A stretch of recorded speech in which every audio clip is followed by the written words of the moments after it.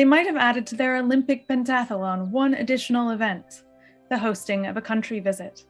This, of course, is the week of Lady Bridgerton's annual Hearts and Flowers Ball at their ancestral home, Aubrey Hall, and it happens to be this year's most coveted invitation in the country, and no better event designed to show the might and mettle of its host. Country air indeed clears the mind and invigorates the body. Might this be the final gust that pushes the Viscount Bridgerton over the precipice of a proposal to one Miss Edwina Sharma?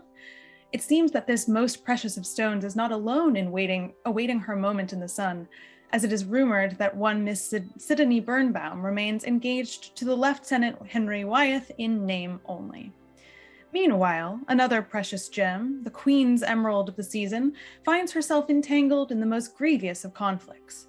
This author has it on reasonable authority that a duel has been declared between Lord Rowan Atherton, the Marquess of Hertford, and the Earl of Devonshire, the rakish Lord Percy George, over the hand of one Lady Lydia Whistledown. Dueling is, of course, at once illegal and the way things are handled among gentlemen. This author must wonder whether there is more to the story. Although Her Majesty the Queen has placed this young miss on a special stage indeed, it is curious that the heads of two of the Ton's most esteemed families would risk life and limb on account of a Whistledown, relation or not to me. Is this an affair of honor, or a response to a rather graver dishonor? Time will tell, or perhaps I shall. Welcome back to this, our greatest game of the social season here on Flights of Fandom, where we create improvised fanfiction using our favorite TTRPGs. My name is Marissa, and I use she, her pronouns. I also go by Critical Kitten most places on the internet. I will be your Lady Whistledown, but which one, you might ask? Both, actually, but I will also be the facilitator this evening. Tonight we will be telling and continuing this salacious tale using Good Society, a Jane Austen RPG system by Story Brewers Roleplaying, a highly collaborative role-playing game that uses narrative currency instead of dice. And to top it all off, our rendition of this classic tale will take place using the narrative stylings of the Bridgerton verse. So welcome one and all, once again to Bridgerton, dear reader. But what would any social season be without its dramatis personae? I am excited to reintroduce you to our cast of players with one significant addition. So let's go around the table quickly. Tell us your pronouns, where we can find you on the socials, and of course the name of the major character and connection you'll be playing this evening, along with something significant that happened to your character last session. Unless that indeed was not the case and nothing happened to your character last session, in which case you can tell us more about who your character is. So let's start with David. Hey everybody, David here, he, him. I'm a graphic designer, an illustrator, and a game designer. You can check out all my tabletop RPGs over at dbb-8.itch.io. I'm also on Instagram and Twitter at dbrunelbrutman. And this week, I am reprising the role of Percy George, Earl of Devonshire, as well as Marcus Mayweather. What else am I supposed to say? I think that is most of what you were supposed to say, except what happened to you. Oh gosh, what didn't happen to me? Well, Percy has been chasing after one Lady Lydia Whistledown, recently arrived in London, and has wooed her with his finest poetry. Meanwhile, he, like everyone else, has come to know that the engagement between Henry and Sidonie, and is determined to break that up, as Sidonie is his mortal enemy for her role in revealing his indiscretions to one Lady Sloan Atherton, to whom he was formerly engaged, but very much is no longer.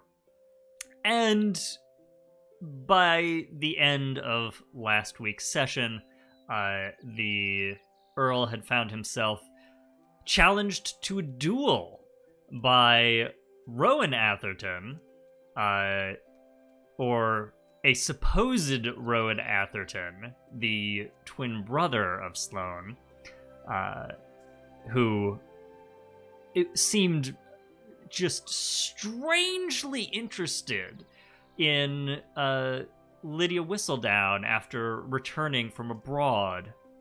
Wonder why that was. Wonder why, indeed. Suppose we'll have to find that out tonight and play, huh? Thank you very much, David. Over on to Chloe. Chloe, she, her pronouns. You can find me on most social media at Chloe Sobel, and my games on fiercefully.itch.io. I'm playing Sidonie Birnbaum, the companion to Lady Sloan Atherton, and apparently Percy's mortal enemy, just for having the courage to tell Sloan that he sucks. Last session, I fully established my engagement with Lieutenant Henry. Both of us seemed super excited about it. Didn't need any meddling from my aunts at all. So yeah. And the connection that I play is George Bailey, Henry's military rival, awful man, consummate frenemy. Lovely. And what happened to you beyond that? Just that you got engaged? I think last session was mostly Sidonie following other people around and kind of like meddling people. Love a good meddler. Yeah. Meddling is an important part of any good game of good society, truly. Indeed. Which takes us to our new player, Hopper. Why don't you introduce yourself and the character you are playing? Oh shit, that's me. Hi, I'm Hopper. I'm the resident dumpster fire here to do dumpster fire things. I use they, them pronouns, and tonight I am dropping in here. Seems like Rowan Atherton may have returned from abroad. You know, I'm Other sure. twin? You know, the other twin. And I'm sure they were definitely 100% the one to initiate a duel and will not be shocked to find out they're going to be dueling someone in the morning. Clearly not. In fact, who would be surprised by that? No one I know. Everyone's always prepared for duels, so I've found. I mean, yeah, but I'm weird. Amazing. We will come back around to you in a moment because we will want to get to know Rowan a little bit better before we dive back into the game. But before that, last but not least, back to Zach. Hey, everybody, my name is Zach, otherwise known as Great Zamino. I use he, him pronouns. I am frequently on the ManaPot Studios channel as the GM and producer for The Hole in the World, an actual play of the Invisible Sun RPG by Monty Cook Games. But tonight I am playing Henry Wyeth, the former soldier, veteran, and resident careerist of this flight. In addition to that, I will be playing Priscilla Willoughby, a sometimes lover from Percy's past, who has apparently trying to get a hold of him to have a deep conversation about her future. So that should be interesting.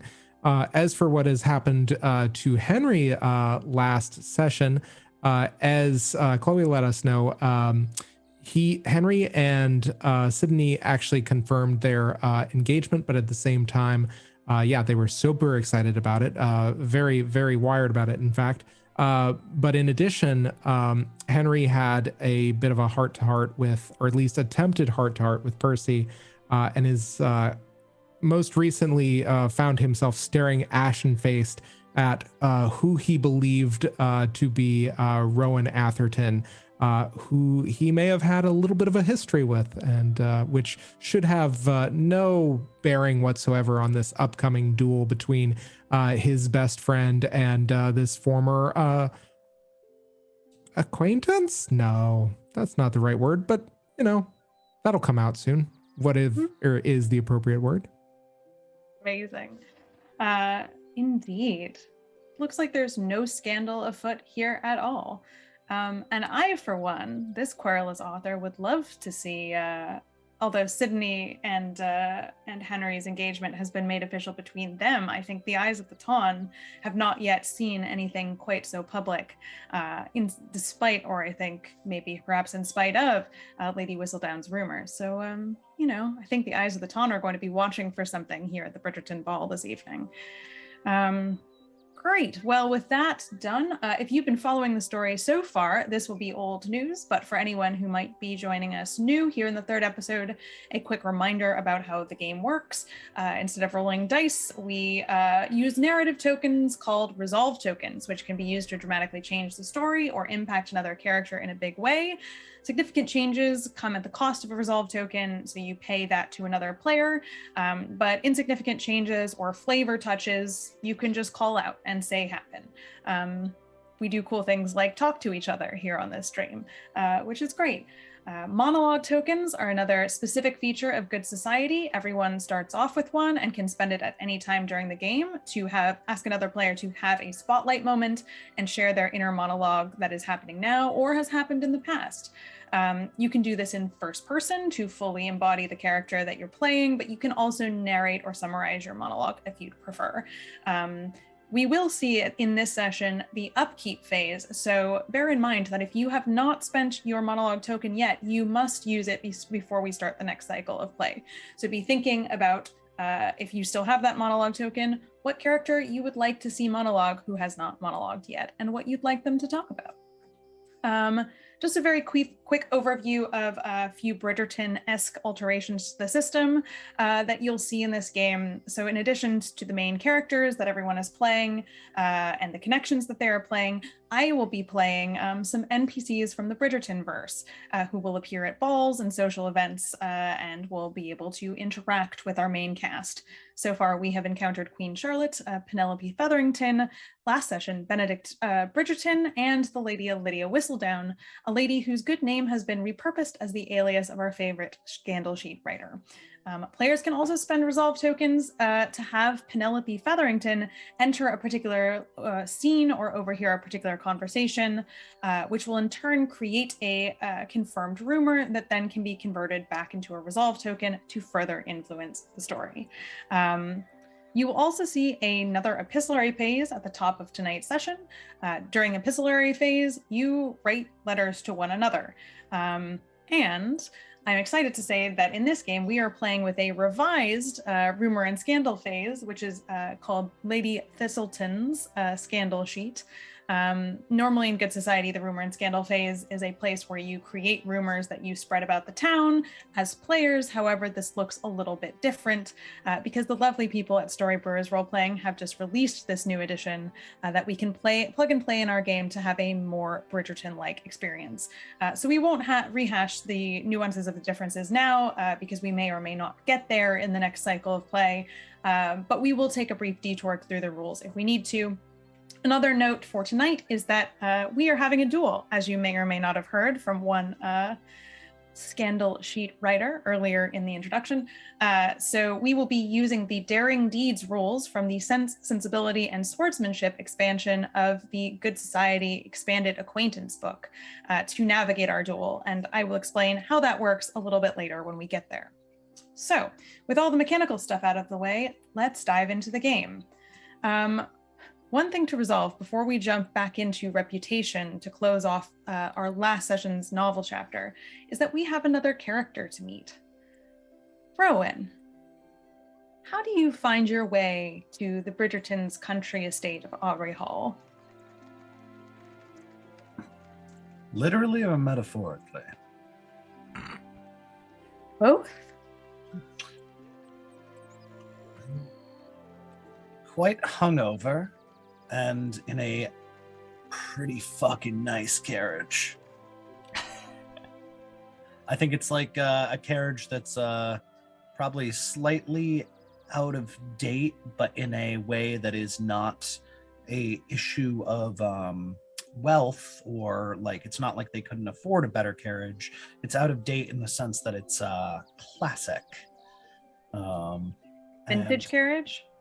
Kind of, yeah. I suspect maybe it's like from a manufacturer that on the continent that was destroyed during the war, that no longer exists. So it's kind of it's a little bit of a weird flex. And I think Rowan is I guess the camera pans in through the probably still what's the word I'm looking for? Curtained windows of this carriage to a very familiar looking figure, in fact. This could be the spitting image of Sloan, but kind of very clearly dressed in a more, in a very lackadaisical, kind of rakish manner, man's garb. And just sprawled out on the carriage seat, I think, with a book in one hand and a apple in the other. Apples. I didn't know anyone in the Atherton family was particularly fond of apples. Apparently now we do have someone. Why is that such a menacing statement? Maybe you'll find out. I don't know. This show has bees that play critical plot parts, so why not apples? Oh, fair enough. Yeah, I think the first noise you hear is like a loud, juicy crunch. I don't know what time of year it is, but I'm pretty sure it doesn't matter. Rowan will figure it out. Apple from a greenhouse, baby. So this loud, really like some ASMR crunch fucking noises. And then like a slight wince as like literally chewing was enough to be like a little bit of hangover triggering. And yeah, that's how we meet Rowan. Fabulous. Now, have you come for the Bridgerton ball? I think I suspect Rowan tried to go home first and dodge the whole affair.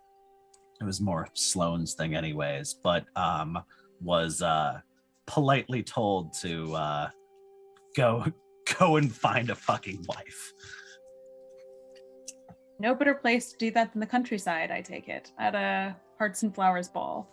So here you are. Welcome to this crazy cast of characters that has gotten so tangled in drama that we barely know what's next. Fantastic.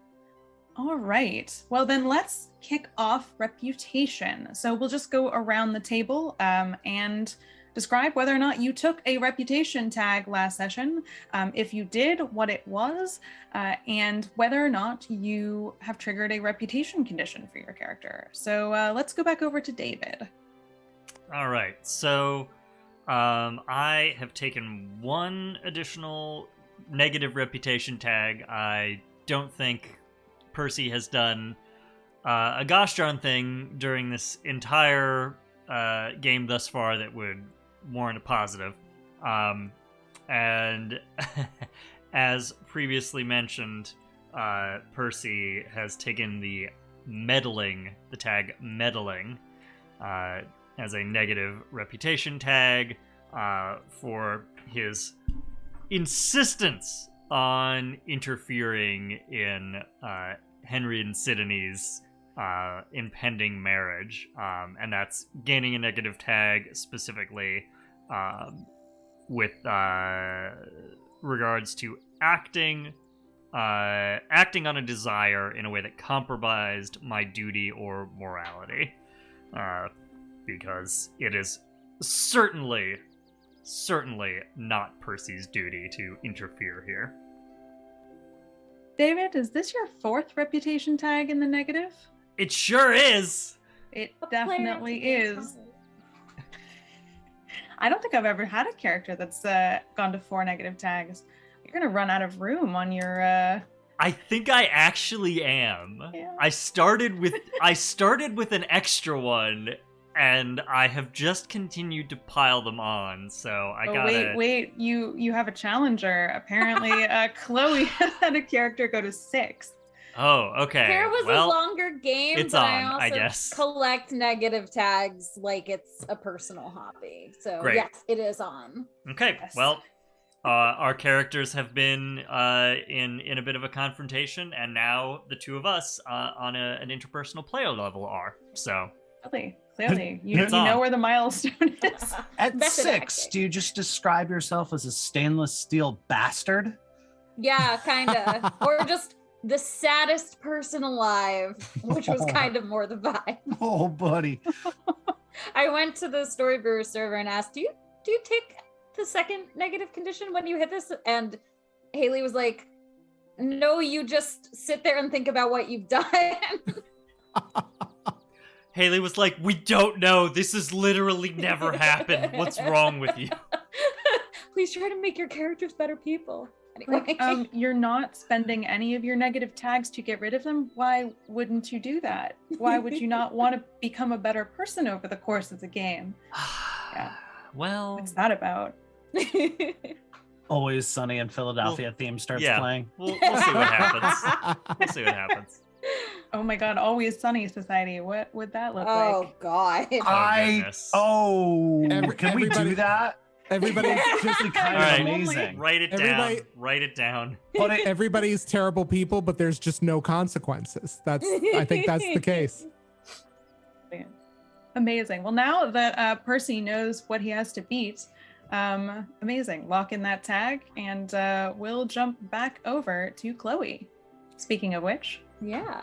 I took a positive tag for going along with duty or morality, regardless of my own desires, for agreeing to a marriage for someone that I am with someone that I'm not in love with.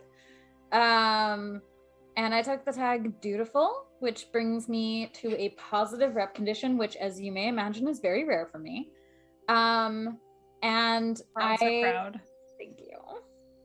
I have decided to do the condition options for the companion. Another person of wealth or importance takes an interest in having you in their retinue instead. And so the vignette that I want to frame is the Queen has taken notice of Sidonie's burgeoning friendship with Lydia Whistledown. And has approached her privately, probably just ahead of the ball or something, to ask if she would consider spending more time with the two of them, since it's so good for Lydia to really finally have a friend in London society. After all, everyone is turning on each other all the time. And she sort of subtly promises future favors if Sidonie will do this, and Sidonie, who genuinely likes Lydia, is down. Very down. Although I think these may be fighting words to one Sloan Atherton, so we'll see how that turns out when one Sloan Atherton reappears. Amazing. Love that for you and for her. All right. Now, this may seem counterintuitive, but Hopper, why don't you tell us about Rowan's reputation condition for a scene that they weren't actually in? Ah, well, but the audience knows that, and we know that, but all these poor suckers don't. Rowan has a reputation for being charming, for a certain someone, while masquerading as him, was an absolutely charming devil. So indeed, in the eyes of society, Rowan was very charming at the beginnings of the pre-ball events at Aubrey Hall, despite Rowan not actually being there at all. So mechanically, how we are dealing with this, in case you are interested, is that anything that Rowan does in the guise of Sloan, the reputation effects will affect Sloan as the player character. However, anything that Sloan does in the guise of Rowan is the reverse and affects Rowan's character. And then there are times where they play themselves, in which case the reputation conditions affect them, obviously. So, just to make things slightly more complicated, but narratively precise, that is how we're handling it. Amazing. All right. And finally, last but not least, Zach, what's Henry going to do? So I think that I actually take a negative reputation tag for my behavior with George Bailey. I think I was very angry more than anything else, and I think that it was coming out very strongly, and he was deftly brushing it off. So I am going to take the tag for angry. So Angry. one negative and one positive thus far. Very well, on top of your introductory, yes. So you do not have any, you have no conditions triggered yet. Nothing yet. All right, yet. Dun, dun, dun. It's coming for all of you. Just you wait.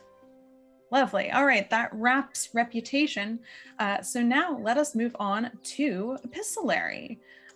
So we are going to do our normal opening the floor of who would like to send whom letters.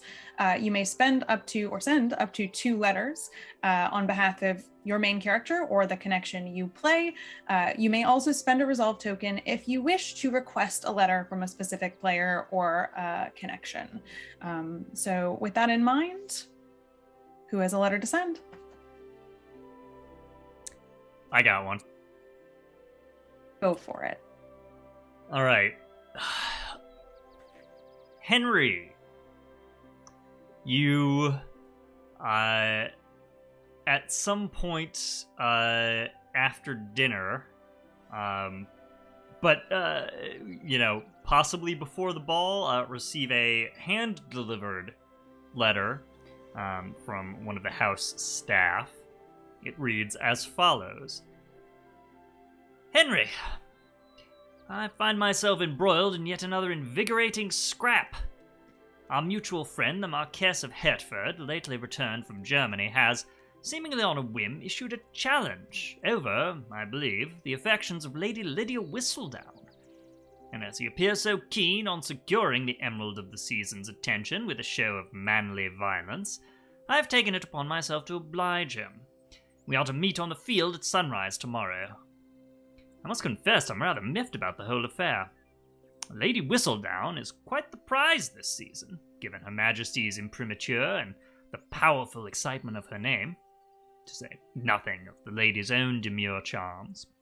However, you know well that I prefer ease in my attachments, and if the Marquess wins the lady's favour in tomorrow's contest, he is welcome to pursue her free of my interference. I am somewhat put out that the early work of wooing shall have been wasted, but perhaps I shall come away from the field with some kind of dashing wound. The ladies always swoon over that sort of thing. All this preamble is to say, my dear Henry, that I am in need of a second for tomorrow's proceedings. I know we did not leave things off in the best manner when last we spoke, but I hope you understand that I offered counsel in the spirit of friendship, and it is my sincere hope that in the spirit of friendship you will come to my aid now. Frankly, I find myself adrift upon a sea of confusion of late. Those whom I thought were friends have fallen away, and what I had thought were easy amusements have curdled into rancorous complications.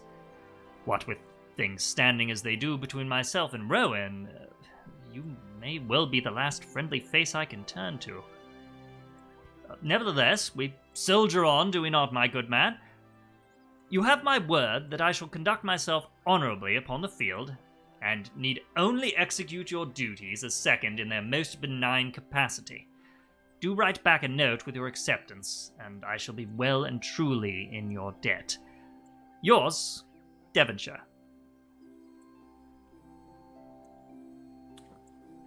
Oh, Henry, decisions.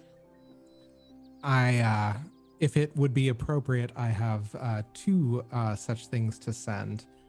One, a very brief note, and the other, a bit of a more drawn-out treatise. All right. Send whichever you would like to first, and then we will go around and do a second round for everyone in correspondence. Okay. The very first, of course, is a note of acquiescence sent to Henry, basically offering as much of you will need all the help you can muster, and I'm as good as I can manage for it. And so that's the first note. The second note goes to Lady Sloan.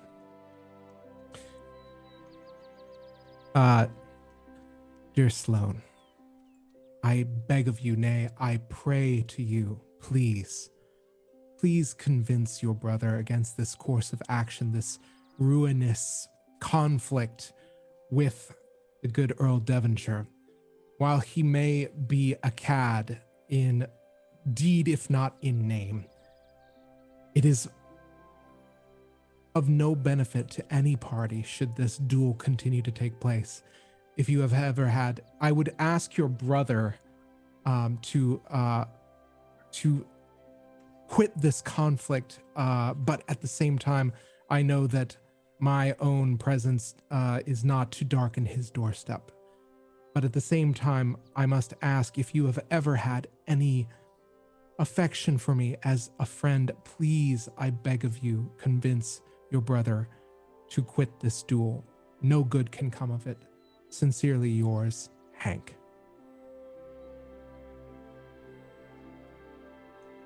Oh, Hank.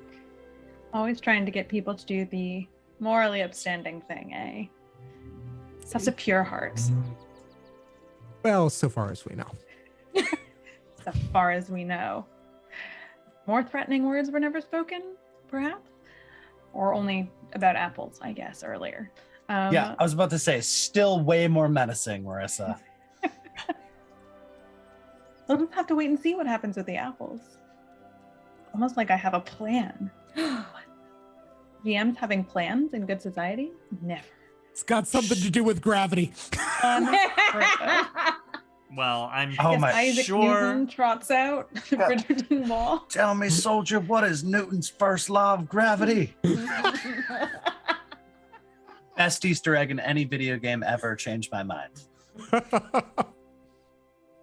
Fantastic. All right. Other letters?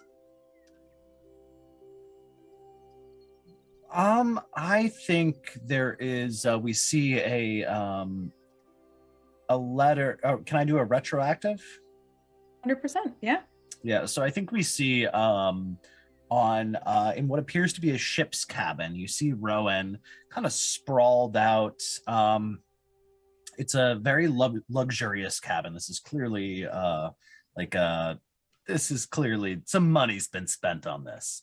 Clearly, this is not a person afraid of eating money around like water. There's a desk, there's clothing strewn everywhere. It's a mishmash of different clothing, several wigs, just like an absolute rat's nest of different costumes and finery. No specific gender could be found. It looks like somebody shook out 3 wholesaler shops and seamstresses shops and was like, but we see Rowan, I think, writing on the back of a pretty nice large atlas that's scrawling with a monogrammed Atherton family fountain pen, writing a letter to Sloan. And it reads something like, I'm trying now I just thought, do I have a nickname? Dearest S, I am returning from the continent, and I suspect that I will be there a little bit sooner than is necessarily convenient. I've had quite a time. There has been some interesting shenanigans, which I shall tell you about in forthwith letters or perhaps in person. I did meet a sailing crew, which was quite interesting. And you would not believe the stories I have heard about what is currently going on in the war. Sounds dreadful. There is, I may have run into a small bit of trouble in Venice, and decided to retreat, as it were, to the west of France. Really far west in France. And then I may have had to return home forthwith. But I have brought several things that I think you'll be most delighted in. Specifically, it may have arrived already, and if it hasn't, then please do not read below this line. Skip to the next page. And it's a very detailed description of a very nice antique Venetian dueling saber. And I think after a few more pleasantries, it's a lot of like, if one were to read between the lines, they would realize that this is somebody who misses their sibling deeply and is kind of trying to cover it up by being like, look at all the fun I've had. Like, da, da, da, da, da. I thought of you. I got a gift. And it's really, but a lot of it's just like, I wish you were there. And it's signed, it's just signed with a very stylized R with, I think, with a leaf at the end of one leg. Okay, somewhere there is a whole other Good Society game happening about Rowan and the sailors and what they are getting up to, because clearly there were some things going on that produced in how this Venetian furniture was acquired and why there had to be some quick departures. Look, a lady never tells. Splendid. Excellent fuckery, though. Okay, Good Society and Our Flag Means Death crossover when? Because honestly, I was so close to saying that Rowan had literally gone to America to fuck around and find out. So maybe that's all a lie. Maybe somewhere. Blackbeard.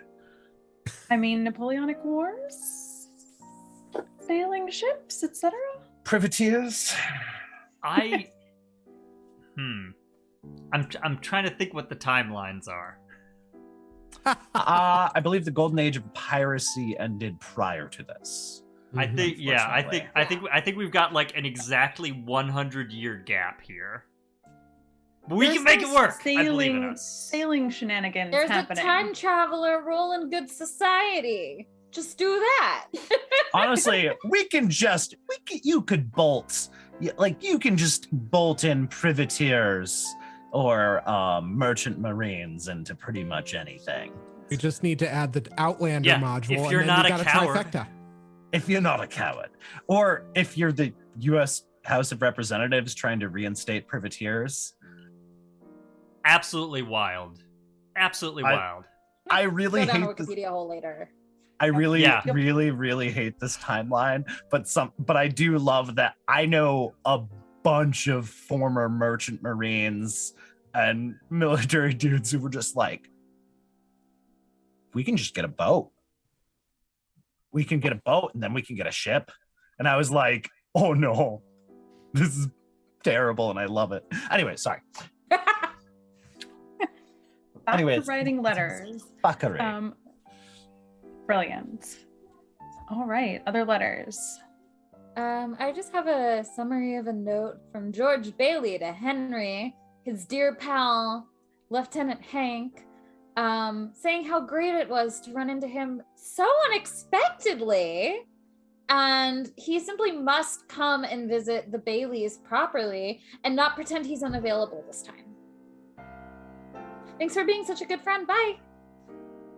It's the general line. I think, you just see this note get a little bit kind of crumpled in Hank's hand for a little bit before just being kind of patted, smoothed on a table. Percy, I think you receive a note from one Lady Lydia Whistledown. Dear Earl Devonshire, I must confess that I was quite taken aback at what happened at dinner. I thought for a moment that I was sitting with friends, among friends, only to find my friends become enemies. I'm not entirely sure how it transpired. It was so fast, but the thought that either of you might die on my account is truly too terrible to behold, and I would urge you, if I am the cause of this duel, if I have in any way gotten between you and your friend, Lord Atherton, I regret that, and I would be very sorry to see either of you perish. And if you insist on going through with this duel, then know that I wish you luck. And perhaps, dare I say, hope you return. And you just have a big capital L, capital W as the signature.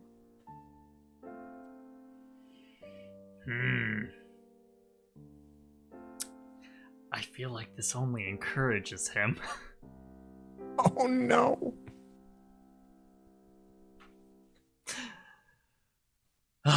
First logic. It's a hell of a drug.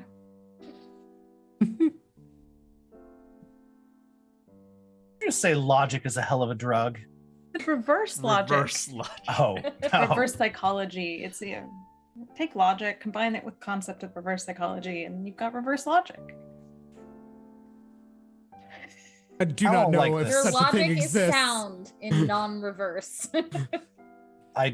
I hate this discussion and I want it to end. Just picture Bizarro Superman speak. Oh yeah, I really hate this discussion and I want it to end. Sorry, Jeff, if you're watching. Oh, dear. Do love to spur a character even further to the course of action that they have decided for some reason to take. All right, other letters. I believe, Zach, you have gone twice, but everyone else has one other letter option should they wish to send it.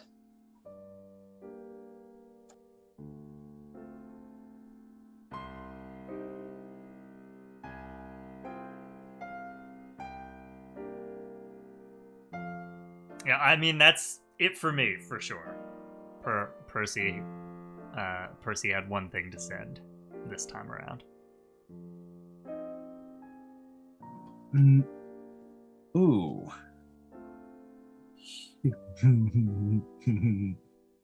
Or you look like you have something you want to share with the class. Maybe. Is there...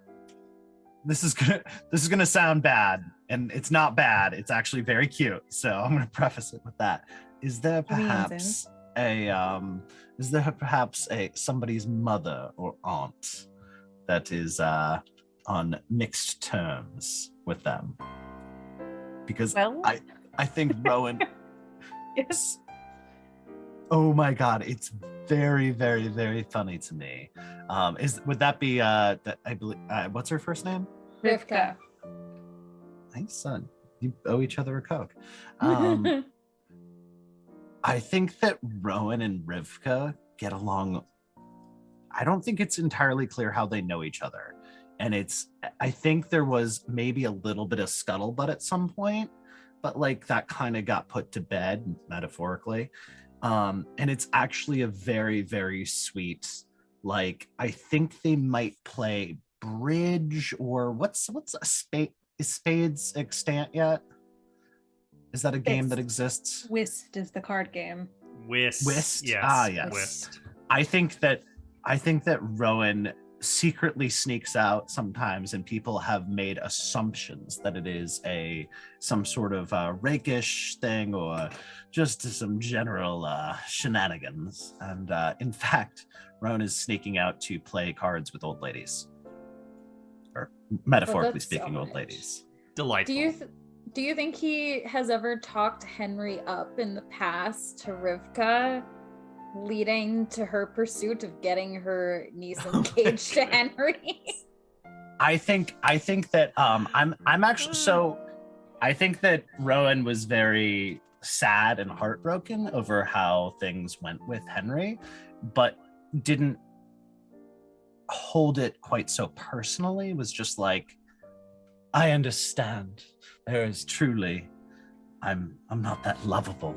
And I think your aunt actually helped Rowan through that process, and also got talked up kind of like, so I think it was kind of like a weird double-edged sword where it was just like, spent a lot of time of hearing how awesome Henry was. I love this so much. And so I think this is, I will not speak out the whole letter because I have not prepared letters, because I am flying by the seat of my pants, because I am a dumpster fire. And I live that way for a reason. but I believe it's just kind of a brief recounting of a much more tame, much more tame recounting of a letter quite similar to the one to Sloan, but also includes a number of chess moves. I think I suspect there's like 2 chess moves in there. Like I think there is a game going on that's been played through mail. Aw, that's lovely. I love it. I think Rivka sends you back the next move. Yeah, even if it's just like a telegram, like the letter. Sometimes it's letters, sometimes it's telegrams. Wait, are we in telegram period? We're in telegram period, right? Well, We're not yet. not yet. It's a bird. It's a pigeon. A raven. Carried by a bird. Whatever the fuck else people used. A sparrow. A sparrow. Yeah, a swallow. Different birds every time. Swans, geese. That's half the game. Sending somebody Just geese is an act of seeing- violence. They just want to see if they can like keep from repeating birds while they play. That's true. I feel like you get like a demerit or you lose a point if you repeat a bird. Wow, I'm about to go down And a how rabbit many hole. We don't moves need have to do just that. been lost because the birds weren't trained properly and they they picked a bird that like This is went just astray? we have birds veered wildly Write the into chess invisible moves sun. while in flight. And you I have thought to you pick were a in the bird Regency that for knows the how to play last. chess well or better than the last bird. And that's the real strategy. You know, you guys are making a lot of assumptions about the abilities of the birds. Maybe they're playing favorites. I was about to say, actually, like, also, can we talk about how good a weird little romance story that would be? Is 2 carrier pigeons that would carrying chess moves back and forth, and would but are actually, they don't deliver the right ones. They just they're actually playing a game together, and everybody's like, what is going on? They never deliver the moves that they've been sent with, and like it's just a weird bird romance. Yeah, that sounds like a Bird Pixar dance. short, is what that Yeah. sounds like. Does There What we I'm- go. That's what it is. Pixar call hopper. A Bridgerton flight. God damn it! No, all right. Oh, no. I'm putting. Wait, It's actually I'm sorry. If called a I'm flight. saying we're off track, then something's terribly wrong. Yeah, you said it. Okay. With that, are there any letters we want to send or receive before we close this epistolary session? I'm good. Let's blow this epistolary stand. All right, we are blowing the epistolary stand Let's officially. piss off. And that, everyone, concludes our cycle of play. So we are now moving to the upkeep phase. So the first thing that happens during upkeep is that monologue tokens get refreshed. So you will maybe have noticed that I've given you each an additional monologue token. Huzzah, which means some of you have truly a very formidable horde. Spend them. That's what they're there for. I also have my tokens refreshed, and that has happened. Next, we are going to resolve unspent monologue tokens. So from the looks of things, Marcy did both spend her monologue token and has monologued herself by the looks of it. And I think, Sidonie, you also monologued, correct? Earlier? Okay. But you still have your token to give. Yes? Okay. Which means we have Zach, Henry needs to monologue. Percy needs to monologue, and Rowan, you're here. I'm gonna make you monologue. So you are still in the running for monologues. So if you have your monologue token to spend and want to hear the character, one of these characters, preponder about something, you can spend your token to do that. And as the person spending the token, you get to kind of dictate the rough shape of what the monologue is about. So what kind of question would you like this character to answer? What would you like to hear their feelings about? So if someone has a monologue token ready to spend, go for it. So I have a very specific intention, which is I would like at some point, and it may not make sense now, I would like to spend a monologue token to hear Percy's thoughts just before the duel. Well, see, here's the thing. I might have to overrule you about this because the duel has not taken place yet. that is technically going to be in cycle of play number 2, in which case all of your monologue tokens will be refreshed, and you will have that to spend. You can still spend your monologue token on that, but you will spend it at that time. Okay. Yeah, I think in that case, you know what? Why not? I want to, maybe this is kind of like a graduation, a little bit of a graduated evolution here. I'd like to hear the initial thoughts of Percy going into this this very eventful day. Okay. When and where are we at this point? I mean, I'm assuming you are at your estate preparing for the ball, as it were, or at least kind of awaiting correspondence or going about the duties of a earl. Yeah, I just want to establish in our timeline, right? We've had the dinner, at which the challenge was issued. Is the ball immediately following dinner, such that like all of these letters were written in between that, or not immediately following, but following? I imagine probably how this goes timeline wise, just in terms of what makes narrative sense. If the duel is kind of going to be the first event of our upcoming novel chapter, would be that this is kind of the dinner that's like the evening before the ball. So like as the Ton has arrived at the estate, they probably would have taken the day to travel, as it were. And so the afternoon has been people arriving and people settling into accommodation and that sort of thing. And that there was a dinner given kind of as a pre-ball precursor to, the event they have all come here for, afternoon games, that kind of thing. But then there will be a night that passes, a morning during which the duel may very well take place, and then the ball the evening thereafter. That's sort of how I see the narrative timeline, but what do other folks think? Got it. Okay, so the challenge was issued at dinner the night before the ball for the morning after the ball or the following morning. What did we decide there? Well, I guess the question is, do we want to, this is the question for the table about the order of events. Do we want to see the ball or conversations at the ball before the duel happens? Or do you want to see the duel first and then the ball can be fallout about whatever happens at the duel? So I have a feeling that this is maybe a trick the Athertons may have concerted together, was the idea of perhaps, or not, or just on Sloan's part, just the idea that Percy may be too hungover from the ball, and or there must be some kind of degree of additional humiliation there that could be played upon him. I kind of feel like that might be by design to have it follow a ball. Okay. So we're then at some point between when the challenge has been issued and the ball, right? Okay. So what specifically do we want to know about here?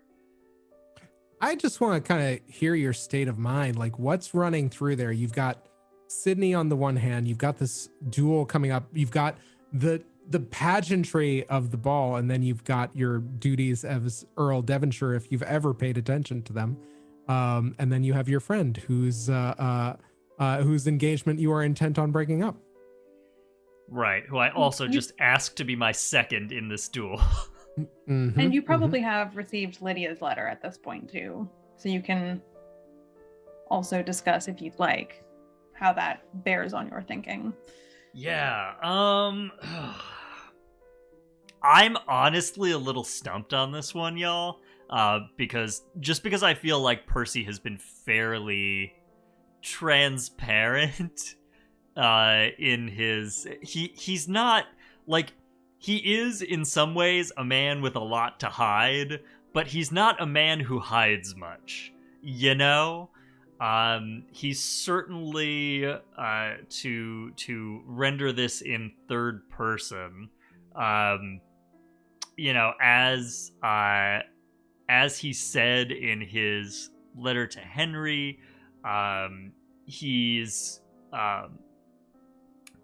he's sort of taking an air of he has a bit of a devil may care attitude towards this whole thing. I think he has maybe come around to the idea that this duel is not... He's been stewing on it, right? Because he is extremely confused that Rowan would come back and immediately throw down the gauntlet.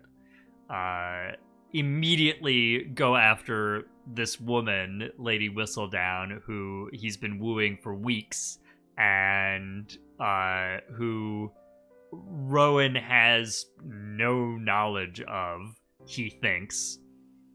So he finds that immediately very puzzling, but he also wants to write it off to sort of the world at large, and to himself as, well, this isn't a big deal at all. You know, I don't actually have any feelings about this situation.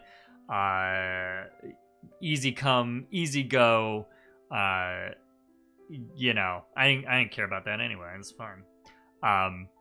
And I think the confusion of that and his own sort of like need to dismiss what's going on has maybe started to re-manifest as, oh, well, this can't be actually serious. We're doing a bit.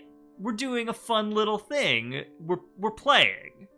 And he's maybe convinced himself that the whole thing is just kind of a bit of a laugh that they're all having. As opposed to though he will certainly continue to treat it with the full weight and drama that is required for it to be fun. You know, this is all a bit of a laugh that they're all having, and actually everything is probably fine. Though it is weird that person after person who is close to him seems to be suddenly disapproving of his behavior. Because that never happened before. So, what's wrong with them?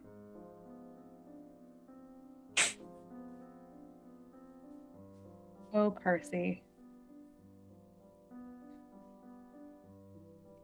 I think that's about the sum of what's going through our boy's head at this juncture. Now I just want the follow-up monologue from like later on that's going to be like, when does Percy realize the one commonality in all of these relationships going wrong is Sidonie. Somebody It's Sidonie. Bingo. It's one sentence. I might be a shit person. Nah, I think Chloe nailed it. I'm pretty sure. Sidonie Yeah, might so be somebody- a shit person. Somebody save that monologue token for later, because that one I will certainly have much more to say in character. brilliant. Well, thank you for that, Percy. Would you like to spend your monologue token? Henry needs to monologue, and you can make Rowan monologue also if you'd like. Yeah. Let's see here. I would like to spend it in Sidonie's direction.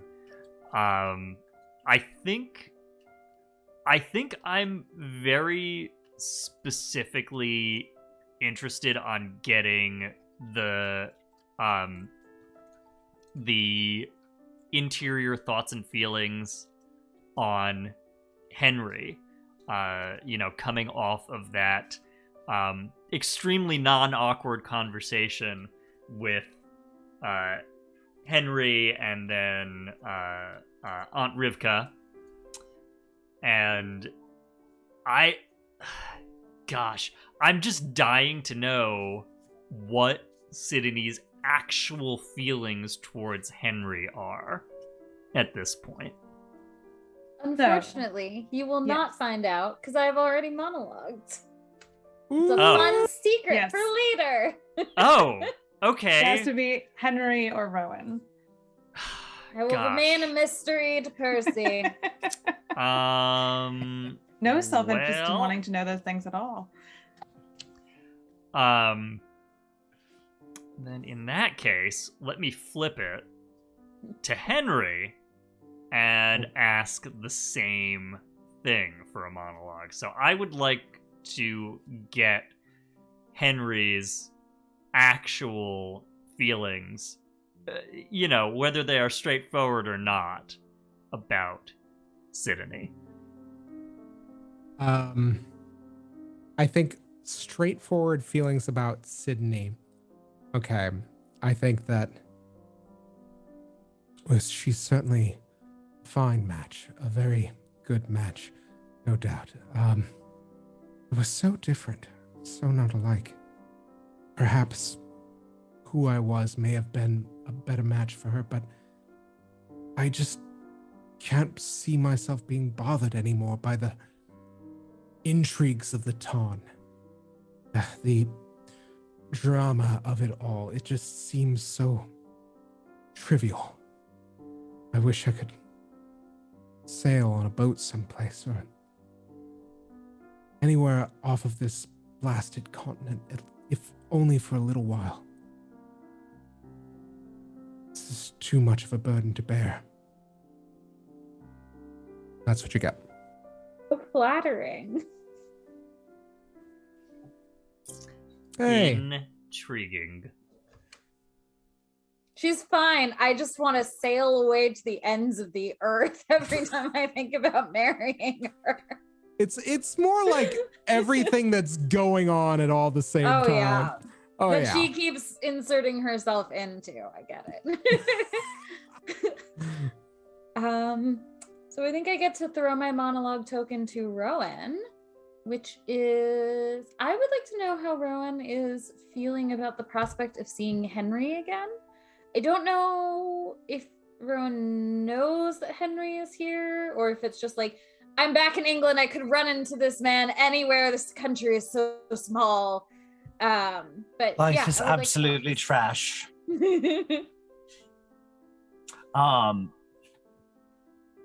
Also, I learned a lot about the etymology of garbage, which is kind of wild, but I'll talk about that later.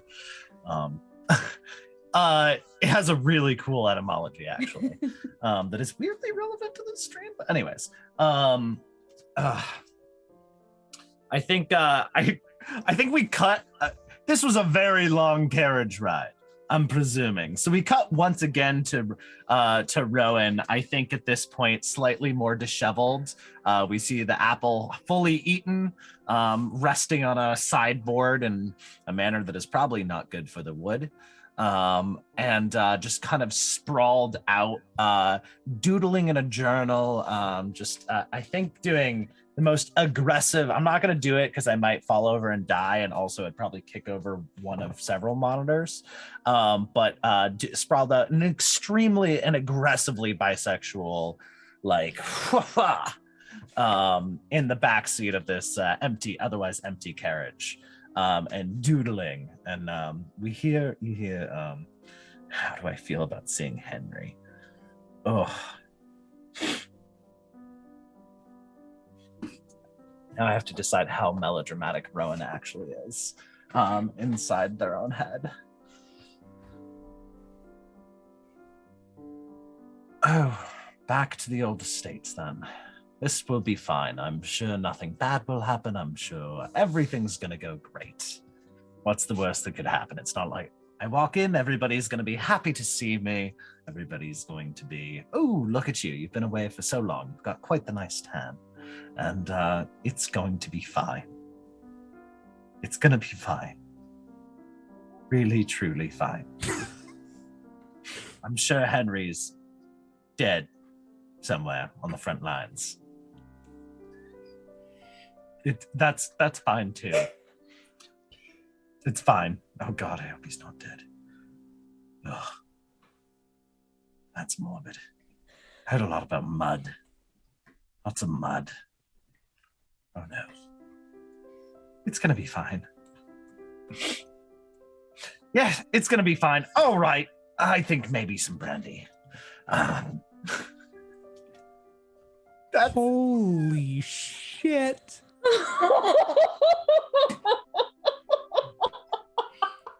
This is gonna be fine. This is gonna be fine. Curveball.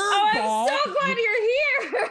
Oh, when Hopper said they were coming to cause chaos and sow seeds of discord, they were not lying. Brilliant. I do have a brand Love to that. maintain. Thank you. Of course. With that, all of our monologue tokens are spent. I love that. What a turn. What an end to that little. I'm just gonna wear this notebook from now on. This is my noble hat.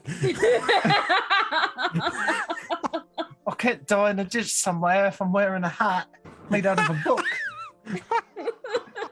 Nobody'd shoot a small, innocent Timothy Chalamet-looking motherfucker wearing a book for a hat, would they?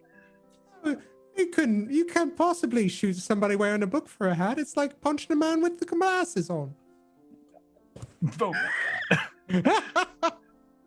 Wow. I love that I just took your finely tuned, beautifully oiled, just great chemistry party and was just like, fuck that. Oh my God. Okay, Anyways, yes, it's going to be fun, Zach. Didn't anybody tell you? Oh, it's going to be great. Going to be no pain. Nothing like that. Nobody's going to get run through. No emotional turmoil. Does that ever take a part in duels? Certainly none that I've seen. Amazing. Well, I couldn't think of a better way to conclude our first cycle of play, friends, but we've done it. First cycle of play is done. The only remaining element of business is, does anybody want to change their desire? Now would be the time if you think your desire has evolved in some way from what you started with since the cycle of play first began.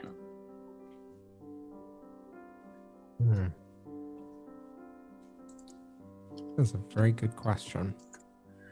I may tweak the phrasing of mine a little bit because I don't think I'm quite at the point where it's like I am explicitly trying to get secretly engaged to Percy. But the appear to court your intended for the sake of your aunt is still very much in play. So I might just like change the language a little, but otherwise, like the idea is still there. Very good. I actually love the desire. I think that it rings true more than any time else. Is our scars make us know that our past was real. I think that is a very good desire. So what do you want in that respect, though, Zach? Like, so you want to realize your scars for what they are? I think that I don't know. I think that it's just, the truth is they're kind of reopening with this. The wounds are reopening with this new kind of tableau that we're beginning to build here. And I think that maybe, yeah, I think that might mean that there's more to be left, more unresolved that needs to be put to rest before they can heal. I will suggest to you then, perhaps framing like, embrace your scars and with them your past. Okay. I like that a lot. Rephrase mine to... Oh, go ahead. Oh, sorry. I've rephrased mine just quickly to appear to court your intended while attempting to ignore that your affections lie elsewhere.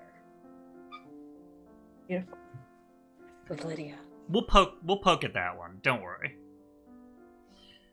Yeah, mine is absolutely staying the same, because I have done nothing except actively work against it thus far, so I'm feeling great about that.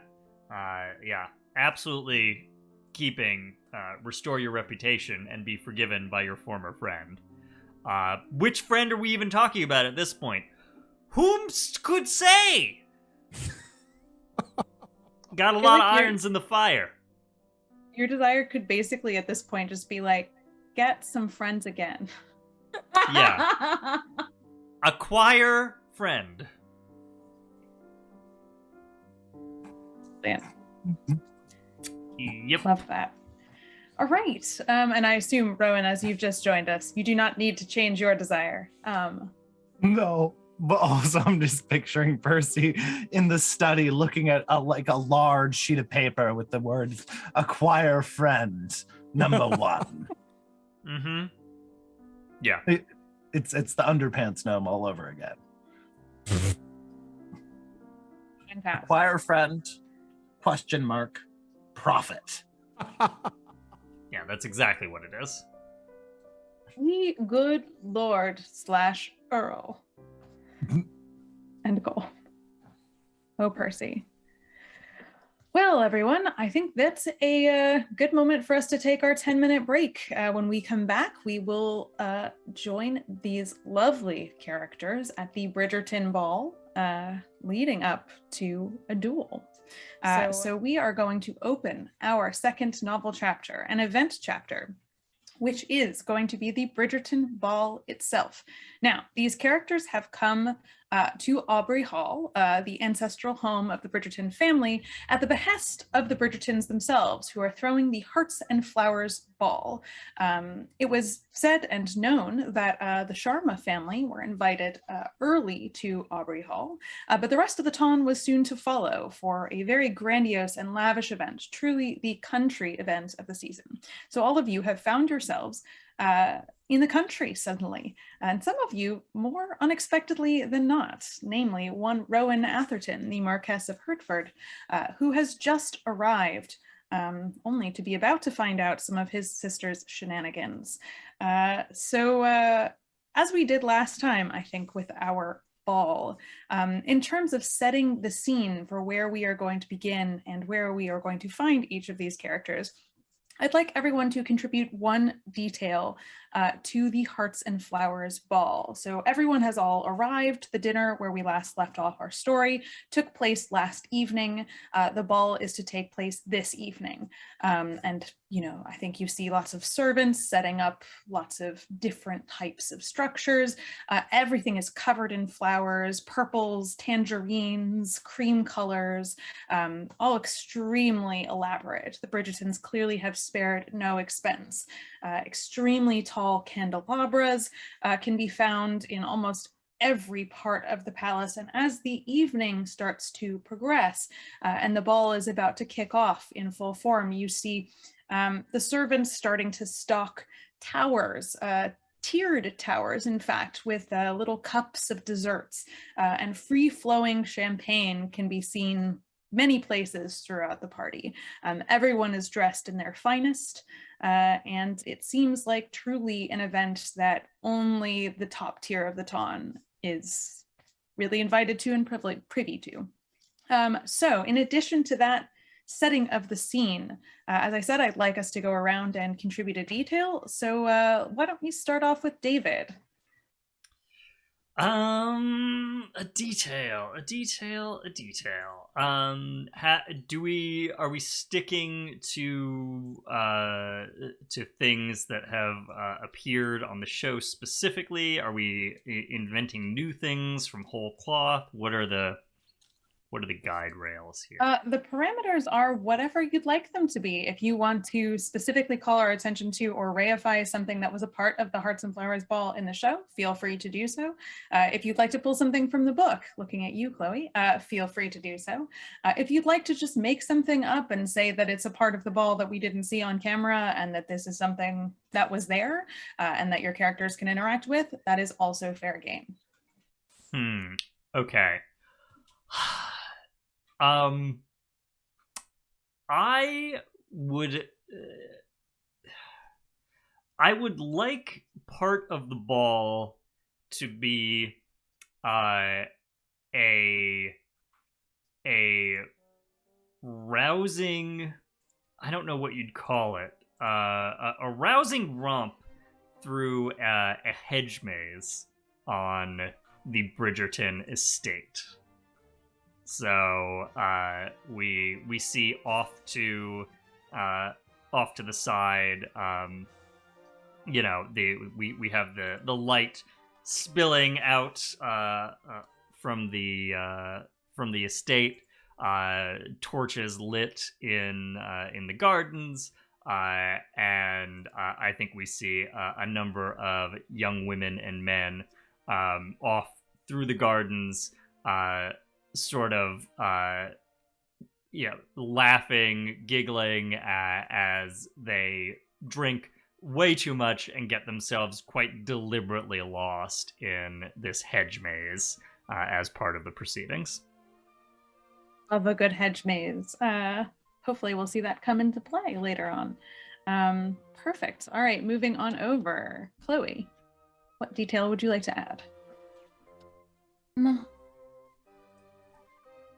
I think what I would like to add is that it will not come to fruition until around midnight, but there will be a thunderstorm rolling in. So let's see if anyone gets left out in the rain. A delightful addition to any ball, and a good pathetic fallacy also. Amazing. All right, over to you, Hopper. What would you like to add? That's me. I don't remember this event at all.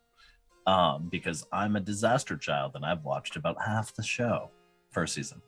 I was mostly just kind of making eyes. There's some very pretty people on that show. So I'm kind of picturing, there's got to be something with birds. There's got to be something with birds. Is there birds in a cake? Is there birds in a cage? I feel like there's birds somewhere there probably shouldn't be for dramatic effect, and those birds get out indoors. What about a beautiful gilded cage filled with nightingales? I'm gonna say I love the beautiful gilded cage, but I'm going to say it is large and it's an indoor duck pond. Like it's ducks.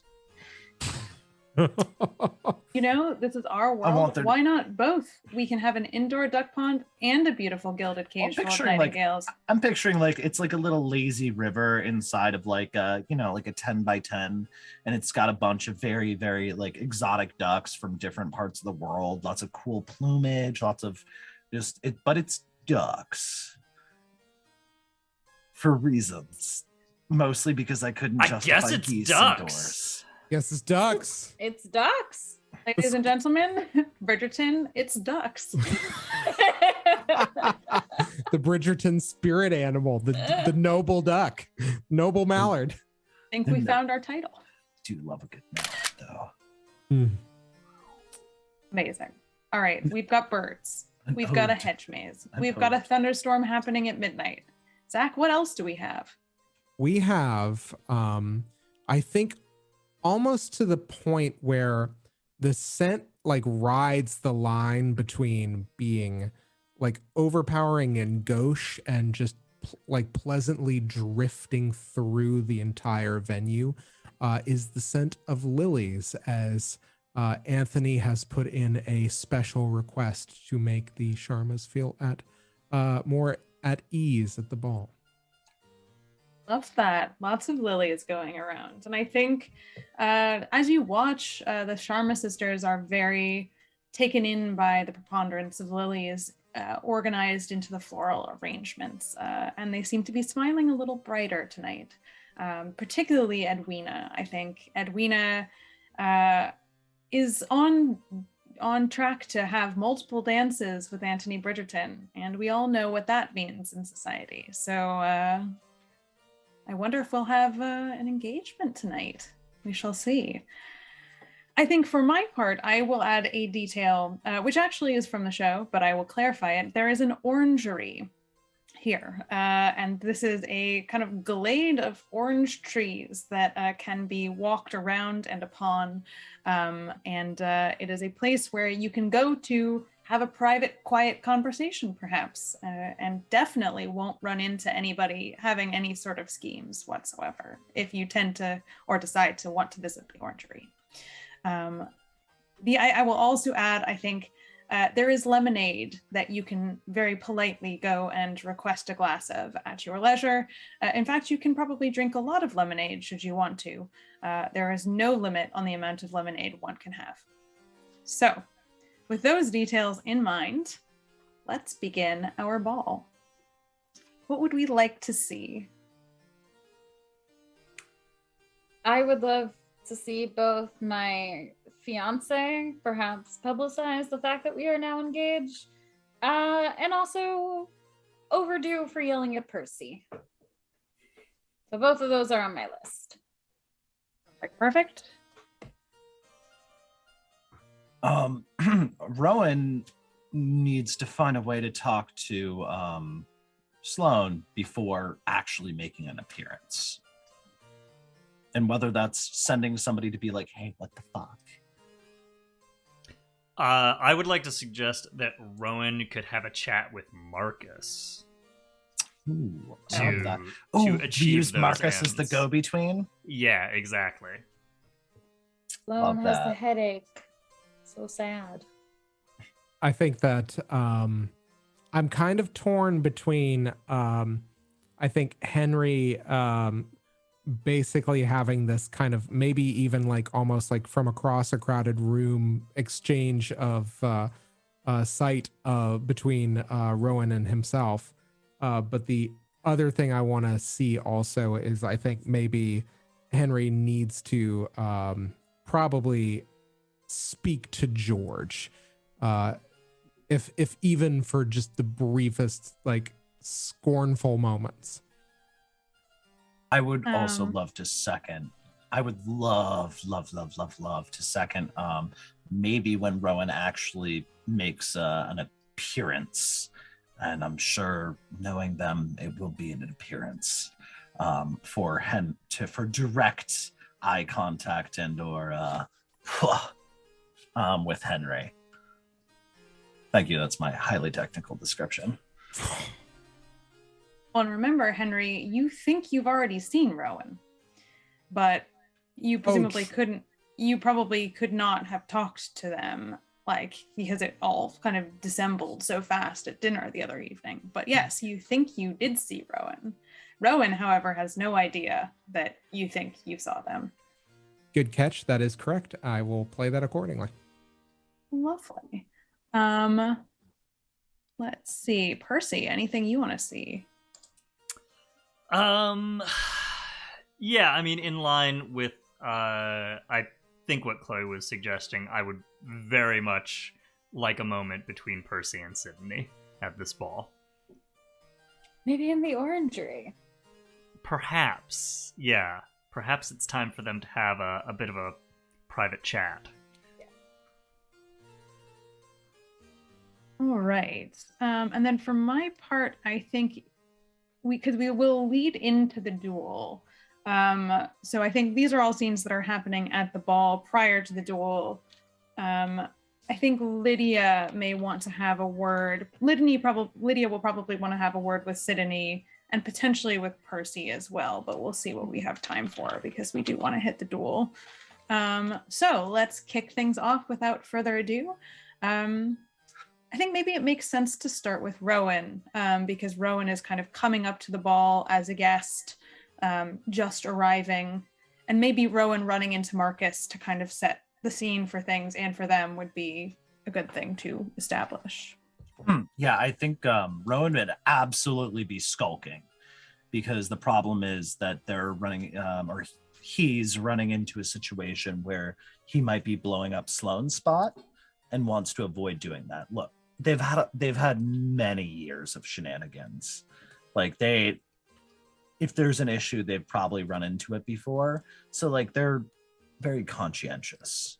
And I imagine Marcus just kind of like scopes Yeah, are you sort of like skulking about, maybe like in a corridor outside one of the rooms where people are actually gathered? I think it's a lot of like kind of like popping in the door and just kind of like being like, all right, who the fuck is in here? And then like probably with maybe with yeah, Rowan's wearing I think like again this very generic looking clothing, like could be a sloppily dressed hire and servant, could be a rich playboy, could be just some person. It's very generic if well tailored, for exactly this kind of reason. They plan on changing into something else. He will present much more dramatically later. But right now, this is about fact-finding, Sarah. Yeah, so I think maybe you're like peering into a room, and you hear from behind you, "Rowan, lad! What are you doing skulking about here, huh?" Well, so lovely to see you. Can we talk privately? Oh, yes, Would we that can be a certainly. possibility? Yes, the drawing room over here is free, I believe. Excellent. You excellent. have Let's go. gotten yourself into quite a situation, young man. And Rowan is just dragging into the drawing room and closing the door. Yes. And I'm sure quite the situation. Would you care to refresh my memory about said situation? I don't suppose you've seen my dear twin sister around, have you? Oh, good lord. The two of you are an act. Oh, good heavens, Rowan. I rather thought I was speaking to her, given the situation. I didn't realize you'd actually arrived. No, I'm afraid I've just come back. Well, my lad, let me tell you, your sister has been up to a trick or two about the Bridgerton estate. I don't suppose she wrote you anything. Our last missive was a while ago. I have been traveling. It's a little bit hard to deliver a letter to a ship on the ocean. Right, well, this is rather more recent news, I'm afraid, my boy. You're to duel the Earl of Devonshire tomorrow at dawn. Excuse me, what? Yes. I'm seeing the expression that's crossing your face, and I realize I should be taking this much more seriously because it is rather similar to the one that crossed mine when I first heard. But okay. You must excuse me. Your sister has begged off from the proceedings this evening with some sort of migraine complaint. I believe she is actually retreated to some remote part of the estate to practice her swordplay. She doesn't need to practice her swordplay. I'm not saying she needs to. I've certainly seen her go. I'm saying she's taking any excuse she can not to attend this event, and that's as good as any. So the duel is at least with swords. It's not escalated to a more permanent... Oh, she was very insistent on swords. And I will be functioning as your second. Now, as to which one of you will actually take the field, that remains something of an open question. But if I were you, I would be prepared to do so. Home sweet home. Indeed. In other good news, one of the Bridgerton boys is looking simply ravishing this season, and, before all this nonsense with the duel, your sister and I, we rather had our eye on him. So, if all this blows over, we can go back to business as usual there. Well, fight a duel, take a shot at a bird. All things balance out in the end, don't they? Right, just like the good old days in Venice, huh? Oh, yes, Venice. It's slightly different than you remember. Still Oh. lots of fun. Well, as long as it's still fun. Now, you should be aware, Rowan, this affair is ostensibly over this rather intriguing woman that Her Highness has brought down from the north by the name of, and this may not mean much to you, certainly didn't to me until I was appraised of the full situation, Lady Whistledown, which is apparently the nom de plume of some rather scandalous scribbler who's been distributing pamphlets about London these past few seasons. This sounds very familiar. Your sister may have mentioned it in one or two of her missives. Now this Lady Whistledown is not the scribbler, we have so learned, but nonetheless, the Earl of Devonshire seems to have rather taken a shine to her. And, well, your sister, having a rather large degree of enmity with the Earl for, I should say, very obvious reasons, has taken it upon herself to escalate the conflict, as it were. So, that's where we stand. Questions, comments, complaints?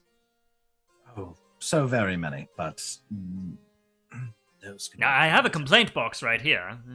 What is this, some sort of snuff box? Yeah, yes. Yeah, just... yes. Huh? You want to put them... yes, just shout them right in. Just keep it open. All right. All right. I'm just... All right. Well, if my dear twin has taken leave to one of the remote areas, then tell me. Look. When you last saw her, or what complexion-wise? I've got a bit of sun. Oh, well. I need to match. Yes, the spitting image of yours truly, as always, but the tan. Rather a bit paler, given our unfortunate climb. Powder, I think, is in order here. Powder, indeed. All right. I'm going to retreat to the carriage. I've got the necessary accoutrement, and then I'm going to make a bit of an entrance. So, where's the best place for that? We must be showy. Well, I should say the duck pond.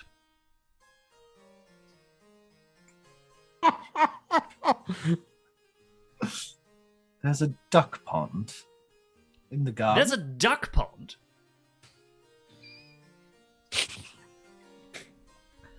Listen, lad, if you need any help, simply say the word. I'll be there in 2 shakes of a lamb's tail. I am always... How long is that in... At your service, my lord. As always. Well, I'm off to make a mess. I'll see you shortly. Good lad. I'll be watching with great interest. And I think, you just see, we see Rowan just slip out the door and just, I think, grabs a vase off a little plinth thing, just carries it dramatically, very yes, and right the fuck out the door and back to the carriage. I think while this is happening, Henry and George, do you want to have something of a run-in?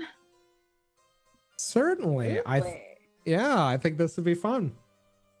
I was gonna say, do you want to set the stage, Chloe, or should I? If you wouldn't mind, since it was your request, I want to know exactly what George is doing here. Oh, I think at this point, I don't think there's like it's not a formal announcement of an engagement. It's right. It's more of like just kind of like kind of almost like a whisper connection at this point where, yeah.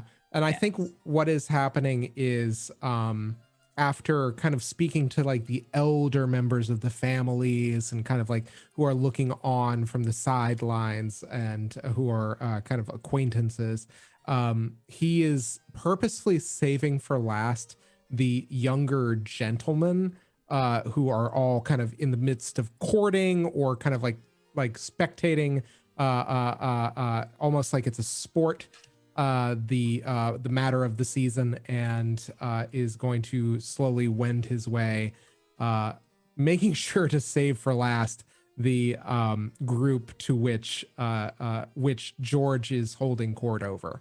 I think it's more of like kind of like the wed bed and bread kind of discussion when Henry kind of walks over to where George is talking and smoking out by the terrace. Lieutenant Wyeth, I was just telling my friends all about X thing you did on the battlefield in France. Good to see you. Likewise. By the way, what did we decide George's rank was? Is it also a lieutenant? Did we? I don't feel like, yeah. Is it corporal? Would it be corporal or lieutenant, or do we feel like they're peers? I think, yeah. Or Higher up.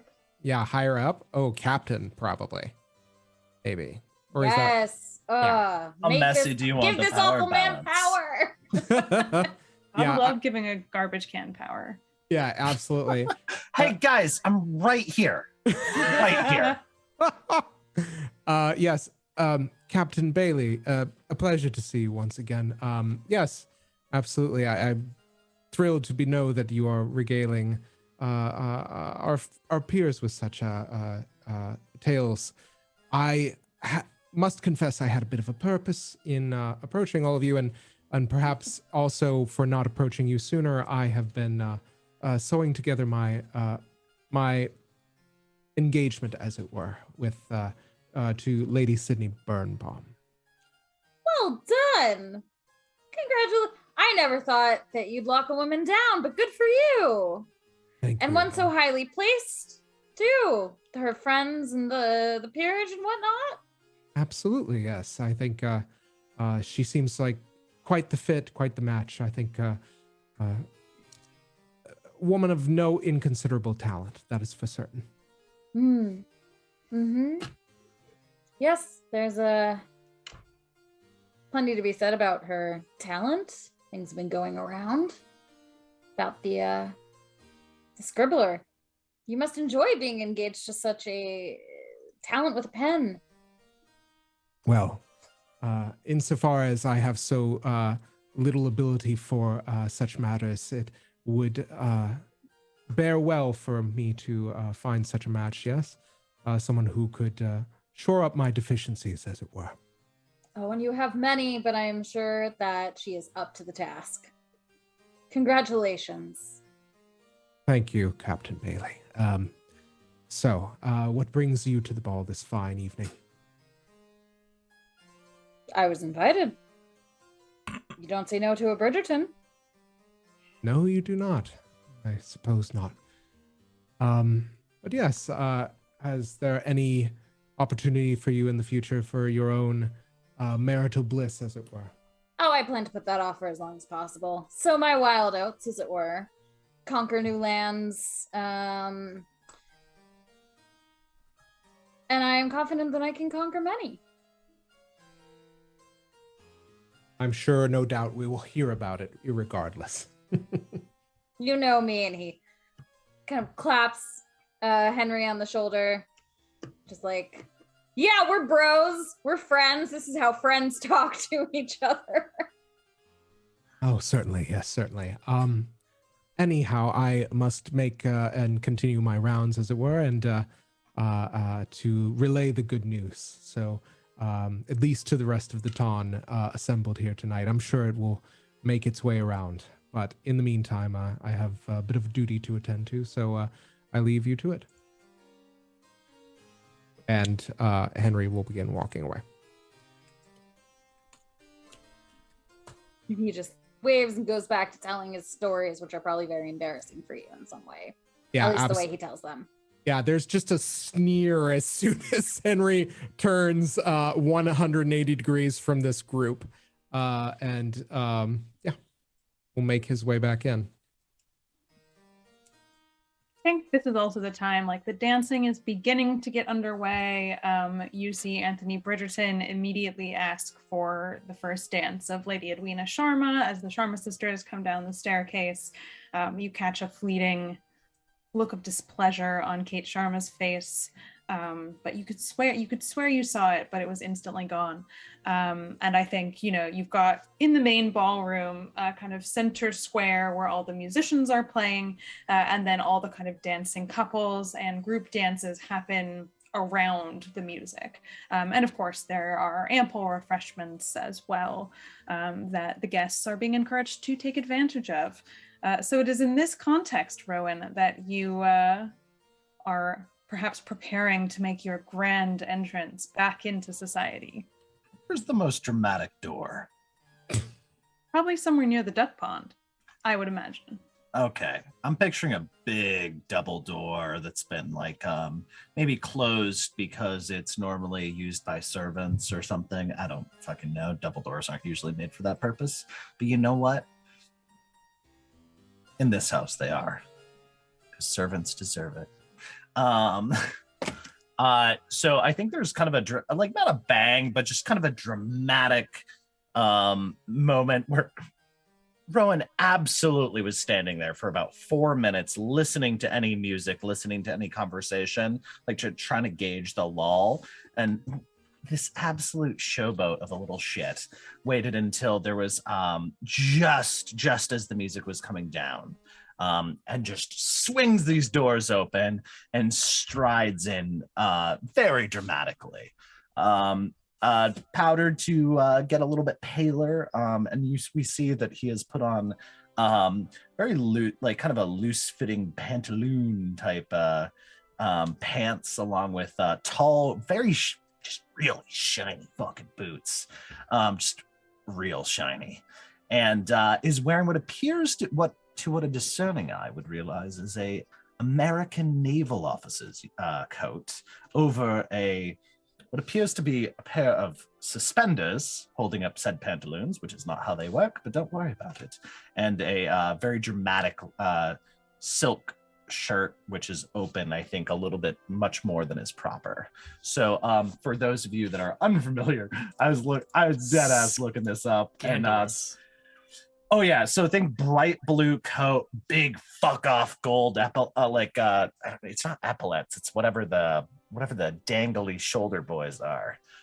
Those things, dangly lots epaulets. of gold braid, dangly epaulets, lots of gold braid, gold buttons, and that's just open, it's not buttons, so it's very extremely rakish. And I think because Reasons has a saber on his hip, slung low and jauntily, and just kind of rolls right into this space just as there's a lull in the music and the conversation.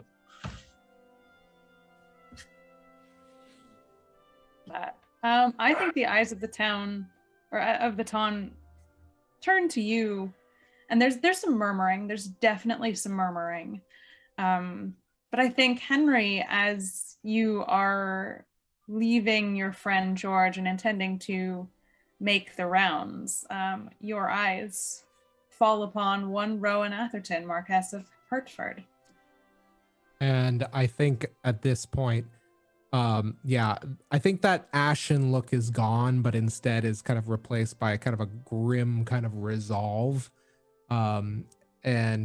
Just kind of, I think if Henry's back couldn't get any straighter, somehow he finds it in himself to just make the spine a perfect line, as is his will. Actually, I would like, I don't know if we even need to spend a resolve token for this, but I would like to spend a resolve token. Rowan, you, I think, probably having the desired effect, look around, having all of the gazes on you, and you recognize Henry also looking at you with kind of like this creased frown, but you notice that his arm, his left arm is gone. It is an empty sleeve. And I think that there's a face journey on Rowan's face. It goes from kind of like just a very put on theatrical, like, that's right, ladies and gentlemen, it's me, to oh no, and oh, he's not dead, to mostly. And and I think Rowan like kind of like clearly had this kind of almost prepared performative swagger entrance thing that was that was all planned out and precise, and it is utterly derailed when he locks eyes with you. And I think at this point, unless we have any objections, I think after a little bit of kind of like dutiful kind of patient waiting, Henry will conspire to try to meet you off to the side of one of the dance floors as you're kind of like being glad-handed, I'm sure. Yeah, I imagine there's some rounds. I should say Rowan, by the duck pond. Yes, it's absolute right up against the bars of the duck pond. I'm imagining a very like a low like waist high, very ornate gilded. Like they don't actually do anything to keep the ducks in other than like waddling away, but it doesn't, nothing's to stop them from flying. And I think we finally see after Rowan's kind of done these rounds, just very glad handing, I think has managed to drink 3 drinks in this time. Like I think 1, bam, and then 2, then borrows somebody's drinks, just like, don't mind me. May I borrow this for a moment? I'll return it promptly. And then finally ends up after this whirlwind flurry of activity. Like for every, I think for those that are familiar with the siblings, for as where Sloan's demeanor is a little bit more pointed and elegant. Her energy is she is very much the thorn, and she is a thorn, and Rowan's a lightly deranged but very charming squirrel.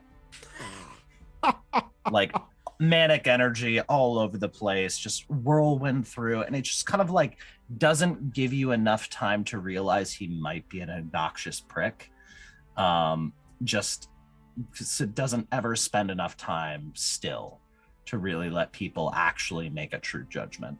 And finally takes a moment and leans back with what I'm imagining is a lemonade, maybe spiked with gin, and leaning against this beautifully gilded duck pond perimeter fence.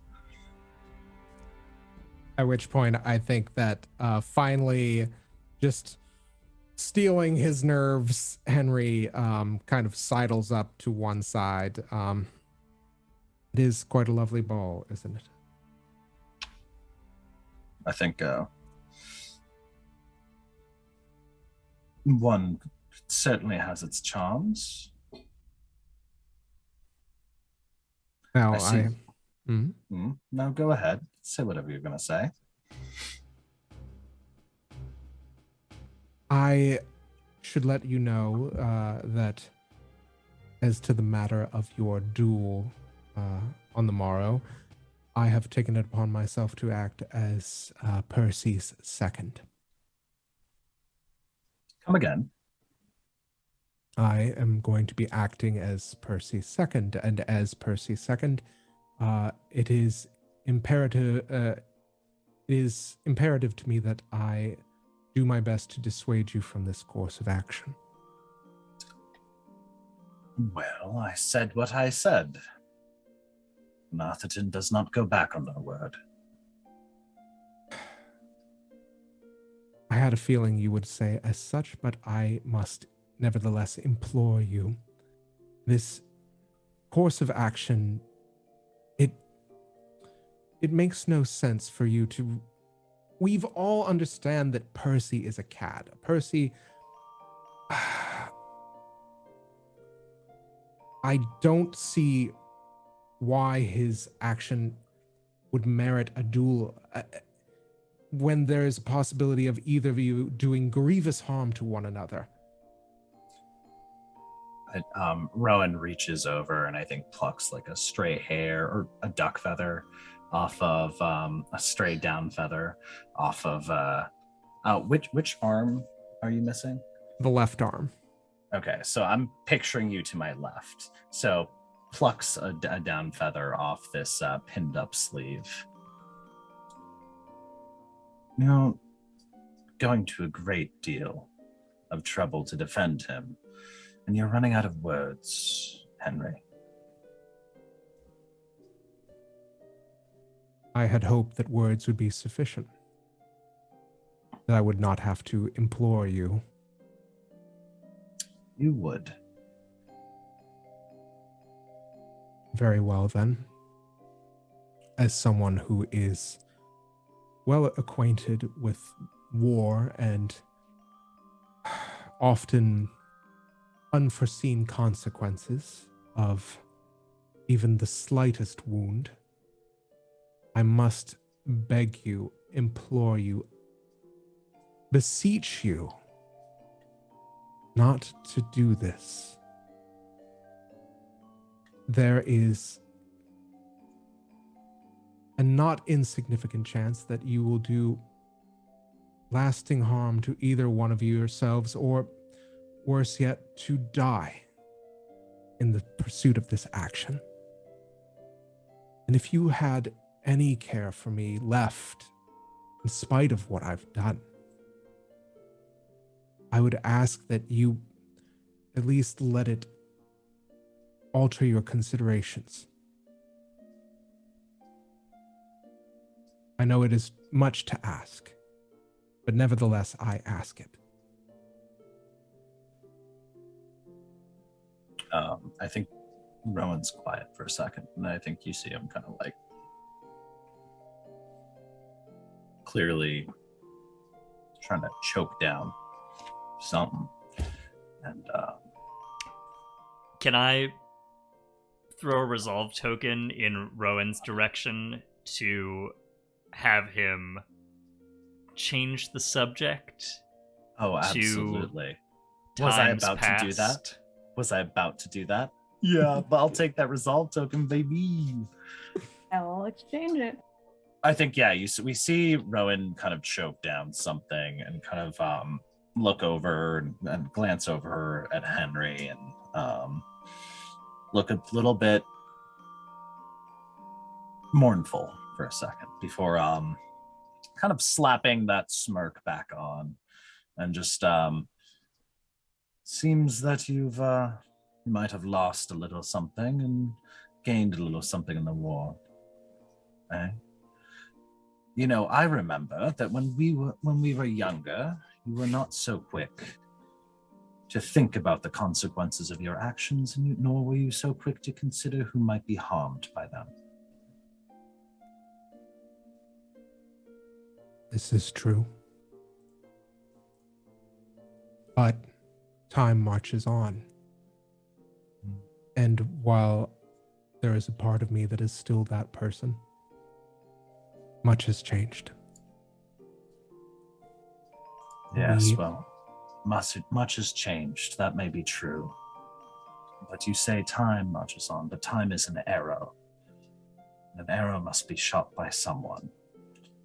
And it will keep going until it hits someone or something. I'm afraid that this arrow has already been shot, Henry. You can't put it back in the quiver.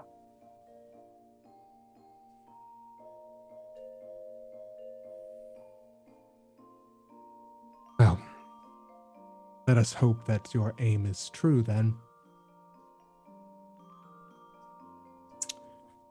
For you may be on the receiving end of such consequences. or such shot. Yes, well, you would be the expert in that, wouldn't you? There's just like this death look, just completely dead, 1,000-yard stare. Like, I felt bad saying that.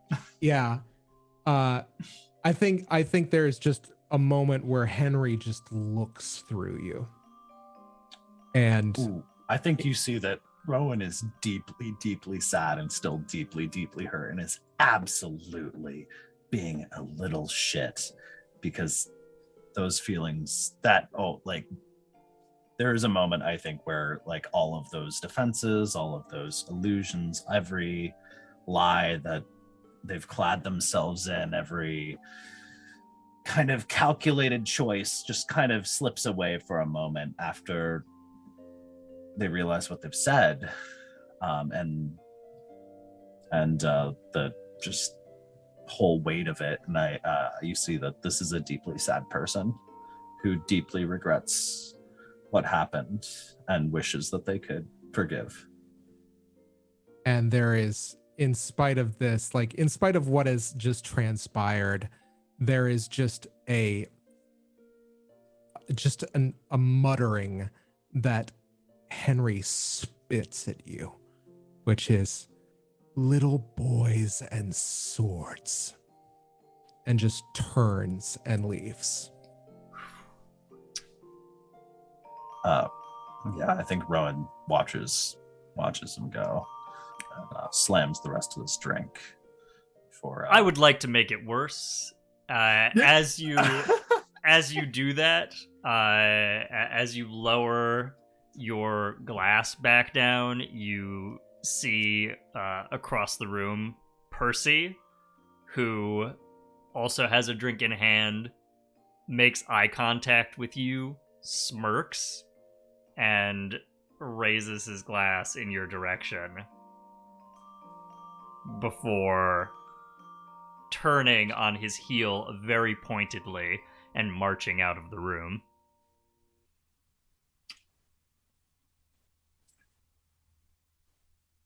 I think Rowan tosses his glass in the duck pond. Not good for the ducks. Quack, quack, quack. A little gin never hurt Affleck. Sorry. It's got insurance. He'll be fine. Lord Affleck. Episode of Bridgerton, Dearest reader, sponsored by We are the official actual and play. Hendrix Gin. the official, unofficial Affleck tabletop. Yeah. Oh my gosh. Wow, I felt bad. That felt bad. Can't wait to see what Henry's gonna bring into the Sidonie scene. Yeah, let's. I'm sure he's feeling some. Yeah, again, I don't know if this is a resolve token that I have to pay, but I would like Henry to, having turned and left, like essentially bump directly into Sidonie on his You're way a goddamn monster, wherever he's David. going. Oh, all right. I will. I'll throw a resolve token at somebody Really for quick, that. everybody feeling good? Yeah. Okay. Yeah. Red light, green light, yellow. Everybody good? I'm all good. That felt bad, but like in a good, in a good game sense. Okay. Yeah. Although always good to do a tone check. Always good to have tone checks. Calibration and safety tools, baby. I will go ahead and take that token. All right. And yeah, at this point, I think Henry's head is down and there's just like this storm of a furrow in his brow. And then with the left shoulder, I think I catch your own left. And I think that I just look, Lady Birnbaum. How are you? How are you enjoying the ball? It's lovely. I've just been, mingling. I had a brief conversation with someone who said that he was in the military with you. Oh, didn't happen to be Captain Bailey, was it? It did. He has been spreading a most vicious rumor that you have been working in tandem with Lady Whistledown. Quick check. That is the idea that he put forward, and not Lydia. I'm correct. Yes. Yeah, he meant it as the scribbler. Yeah, And absolutely. Making sure. I must note, Henry, this is the second person you've heard that from, because Percy said this to you as well. The previous day. I think I'm not going to couch it in terms of Percy just yet. But yeah, I think the question hangs in the air. No. Wherever can he have gotten that idea?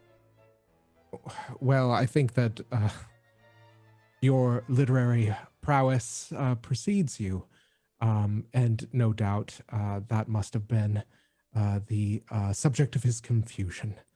I can't imagine anything so dreary and as being associated with the scribbler, to be honest, if I'm being quite forthright. I would prefer to gain fame under my own name rather than someone else's. But he was rather boorish. I won't hold it against you for having the misfortune of being in France with him. Friends is a very strong word for Captain Bailey. I would like to think that he is. I would like to think that he is someone from my past, but no less a part of that past that I am endeavoring to move forward from.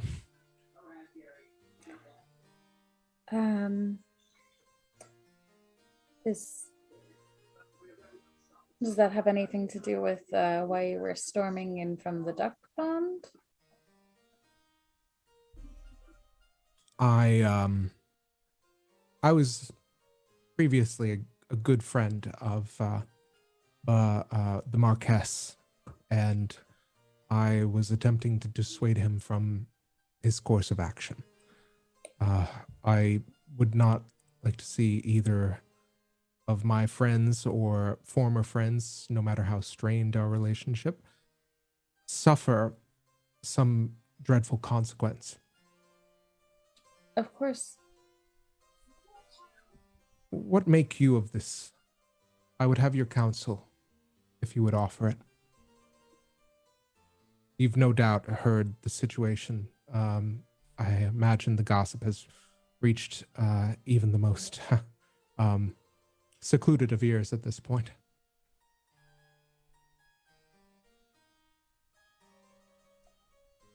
I think that the Marquess likes to make trouble for himself in much the same way that Lady Atherton does. I can't imagine he meant it especially seriously, but nevertheless, a duel is a serious thing. Exactly. This is exactly my point. These frivolities, they have real consequences. One errant strike could mean sepsis or an infection, a loss of sight, an impairment of some other sort. This is terrible. This is good society. We are meant to solve our problems not as we would in wartime. This is what I have left the front lines, at least hoping was true in my heart. If I have learned anything from moving among the peerage, it's that they like to play at the realities of things they'll never experience. War, tending to be poor or down on their luck. It's all very fun and romantic for them. But for the people who have to live it, less so. And what is it that you would have? Are you just similar in your interests, your inclinations? To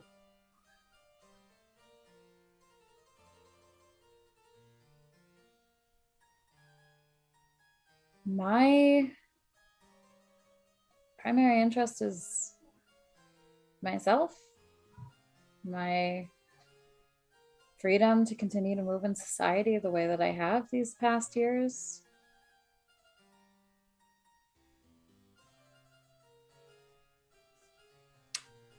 My aunt wants me to get married. A woman cannot support herself especially well on her own, but if it were up to me, I'd like to try. I would like to offer you a resolve token, Chloe. And in fact, I would like to offer you the rumor resolve token. In fact, the rumor that Lieutenant Henry Wyeth is secretly engaged to you. I would like to offer you this resolve token to ask Henry to publicly display your betrothal. Cool. I'll take it.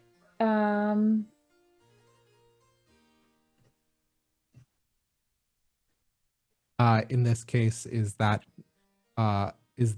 Henry getting down on one knee, or is this a formal announcement made over the course of the ball? What does this look like for Sidonie? That is a question for Sidonie.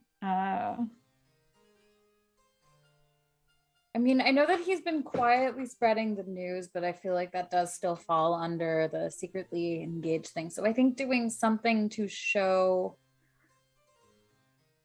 I'm trying to figure out if it's like a huge faux pas to like announce over the course of the. Oh, I know. I am in the eye of the queen now. So. Anyway. Well, then let us not keep her waiting.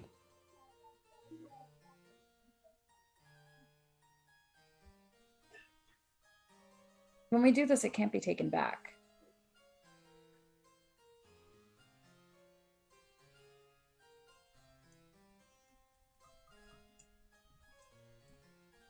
I understand.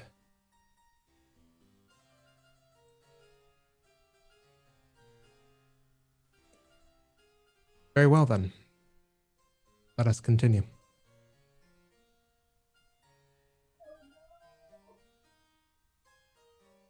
And yeah, Henry will use his, will take your hand in his and begin walking towards the queen. Spicy. I think the queen is, she's sitting in a very prominent chair. She's enjoying a fine dessert in one of those little pastel desserts in a cup, and she has a glass of champagne in the other hand. And I think Lady Lydia Whistledown is not too far afield as she normally is. And I think she looks up as you approach. Your Majesty. Lieutenant Wyeth. It is such an honor to have you grace this fine ball with your presence. Lady Birnbaum and myself, we wished to make a bit of news, made sure that a bit of news had reached royal ears. We have decided to proceed with our engagement. Decided to proceed with your engagement? Oh, Lieutenant Wyeth and Ms. Birnbaum.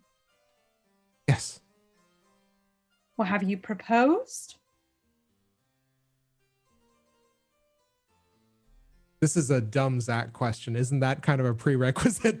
I think the queen wants you to get down on one knee. Yes. She wants a public display. Thank you. Oh, pardon me, I guess I should be saying Madam Birnbaum. That was not a question. Not Miss Birnbaum. Yeah, that was a royal decree. Yeah, at which point, I think, I think the lieutenant looks at you and just very kind of squares himself to you, and then very gingerly, with one arm just steadfast at the side, lowers himself on his knee and procures from his waistcoat a small box. Miss Birnbaum, would you do me the honor of being my wife? She kind of like glances at the queen and then back at Henry and is like, of course. Of course. Would be honored. And I think he looks up at the queen, rises, takes with dexterous fingers the ring from the box, kind of slipping it out of the cushion, letting it fall, and opens it and holds it between thumb and forefinger, looking expectantly to your hand. And on the ring goes, before he quickly, with quick stoop, just picks up the box from the ground and stows it, before turning to his Queen Charlotte and bowing once again. There's like applause from the yes. the court, The assembled ton. right, and the people who are sort of scattered around here, right?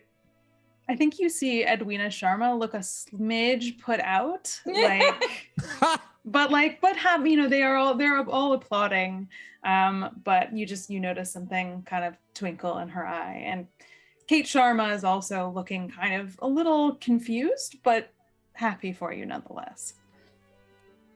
I would love, I suppose I can throw a resolve token, although you have so many, to Percy to notice this. Yeah. I think we definitely see Percy, in the corner of the room. And I think maybe he this is kind of gross. I don't know why I think this is what he does. He takes his lemonade, kind of scoffs at the proceedings across the room, and just dashes the cup back into the lemonade tureen and leaves. Just fuck this. It's not the sepsis you have to worry about. It's Percy's germs. And believe me, syphilis. There's a lot of them. They're the bad ones. He's got a real bad cold right now. It's fine. I also would like to pay a resolve token to Rowan to see what his reaction is here. I think Rowan has continued to I don't know. Is it more interesting if Rowan emotionally puked and rallied? Or is it more interesting if he's just a real sad, wet cat for the rest of the evening? Maybe it throws off his game in the duel. Yeah, I was going to say, sad. I mean, we are building up to a duel here. No, I think Rowan's, if anything, Rowan's vindictive at this point. This is not a person that has had chat wants sad cat Rowan. So I think chat, you know what? Chat gets what chat wants in this situation. So I think what we see is Rowan kind of hanging out by the duck pond, eating some canapes or whatever the fuck, drinking aggressively, and occasionally feeding the ducks Victorian lemonade, a little bit of gin and juice. Rowan's just kind of looking sulky and getting ducks drunk.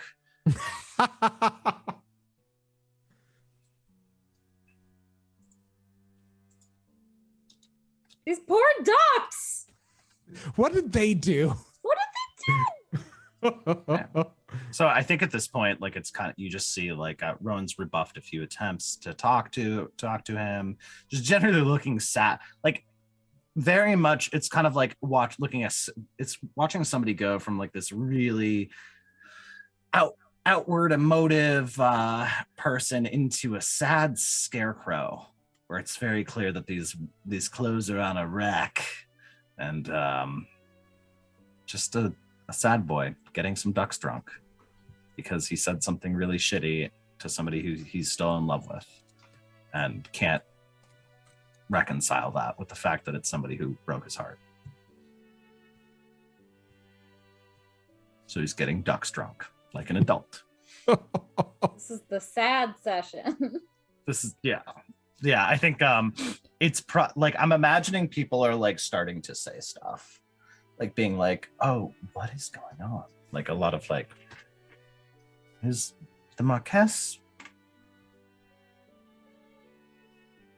Oh, all right. Kind of statements. And the answer is he is companion? obviously not. Yeah, the answer to anybody with eyes is that something is very wrong, and that the appropriate adult response to that and the good society response to that is not to inebriate waterfowl.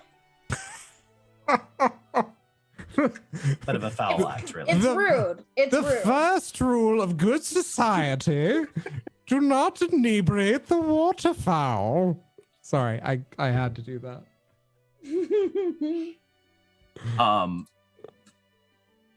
Actually, can I call for what? How much time? May I call for a scene?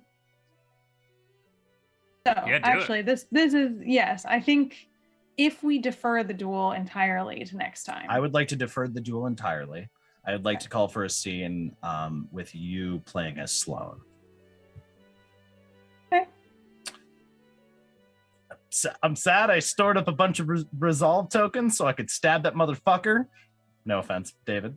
I've been paying out resolve tokens this whole time so that I won't have any for the duel. Also, here's a question. Can I give...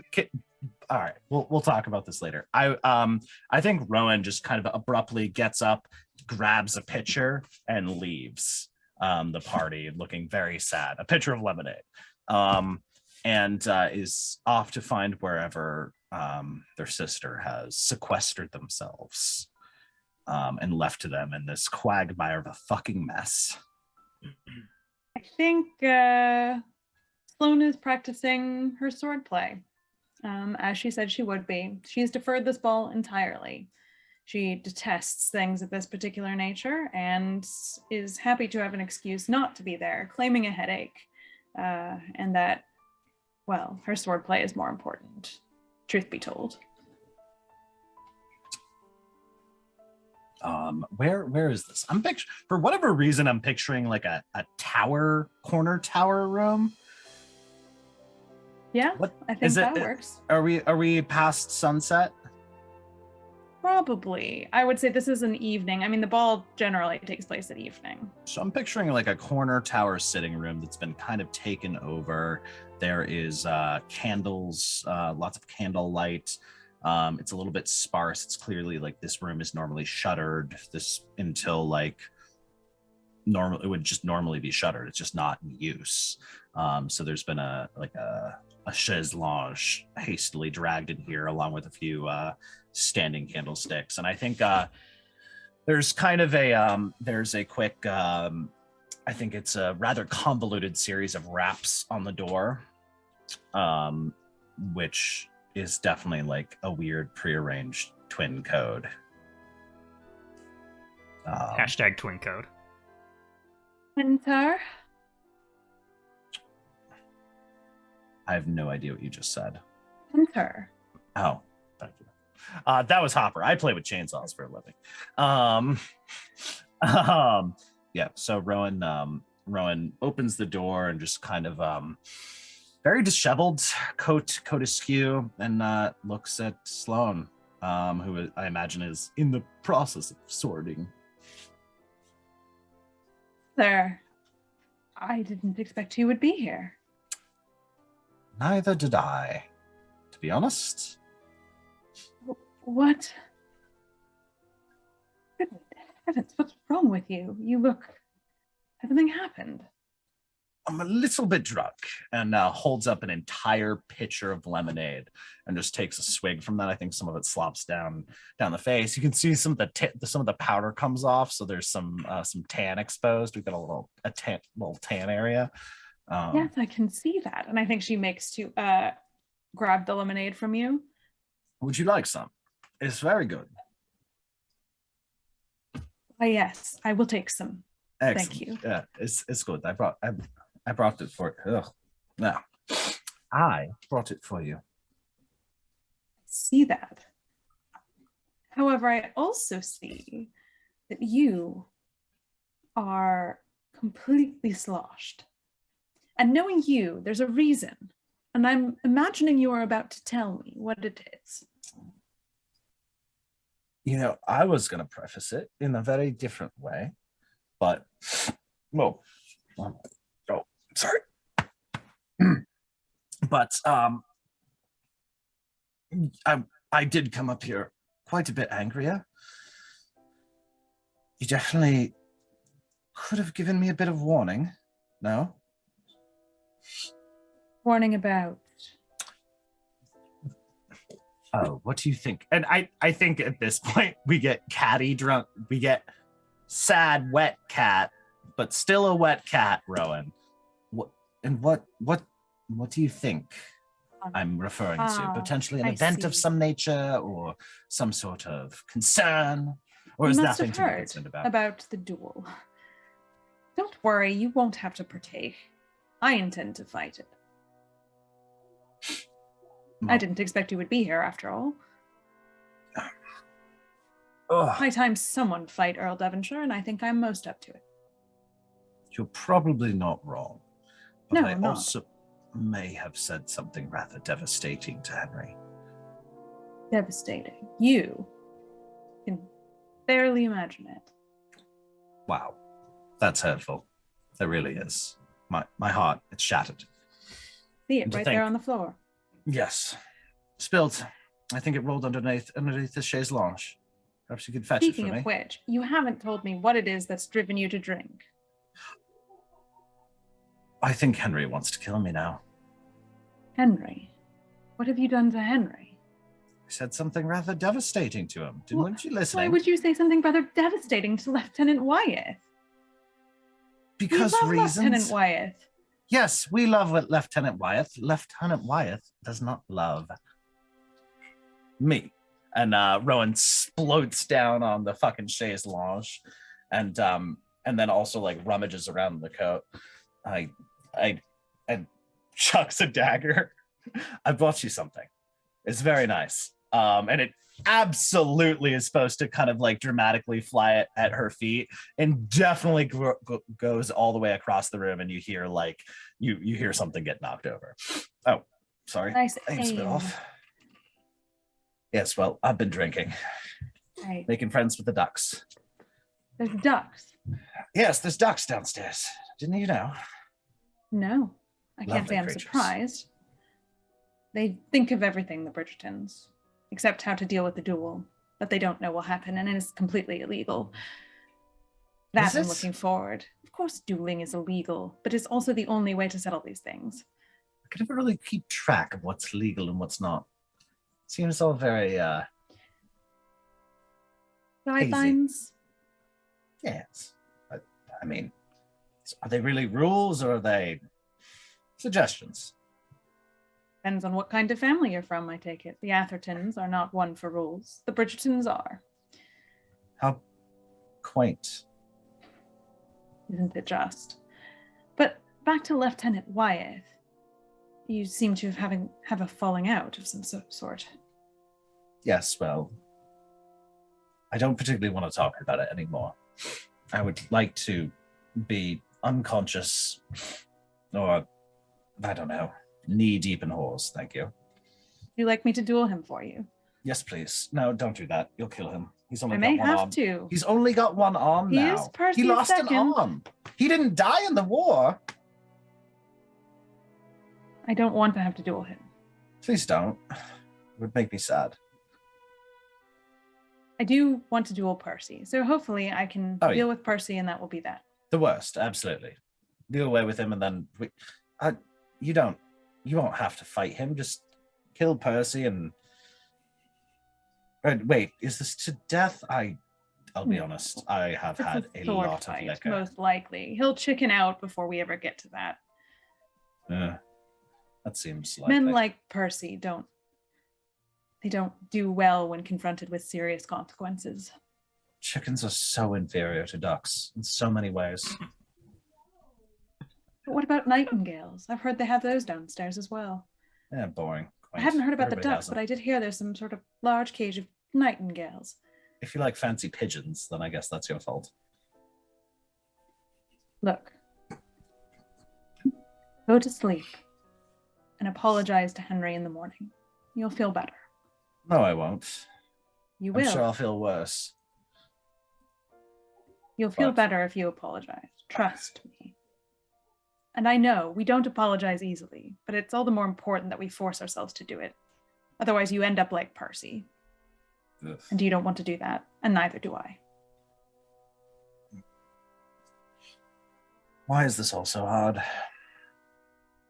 I prefer to fight things with swords. I don't like to play social games. I wish it were easy. Yes, but the social games are where you can do all the real damage, which is normally fun. It's not very fair, is it? No. Passive aggressiveness, pardon, again, too much gin, is definitely the most lethal of the two. I don't disagree with you, brother. I mean, look at the whole war that's going on right now. Just a lot of ego. And then you get... I will take care of Earl Devonshire. I will take care of Lieutenant Wyeth. If you don't feel up to it, I can try to put wrong your faux pas. I'll speak with him. Just don't kill him, please. It would make me sad. I don't want to kill him. That's the least. Or wound him. Him you might actually have to kill. He's very pissy. To offer you a resolve token to let slip that one of the reasons that you probably shouldn't kill him is that he is now engaged.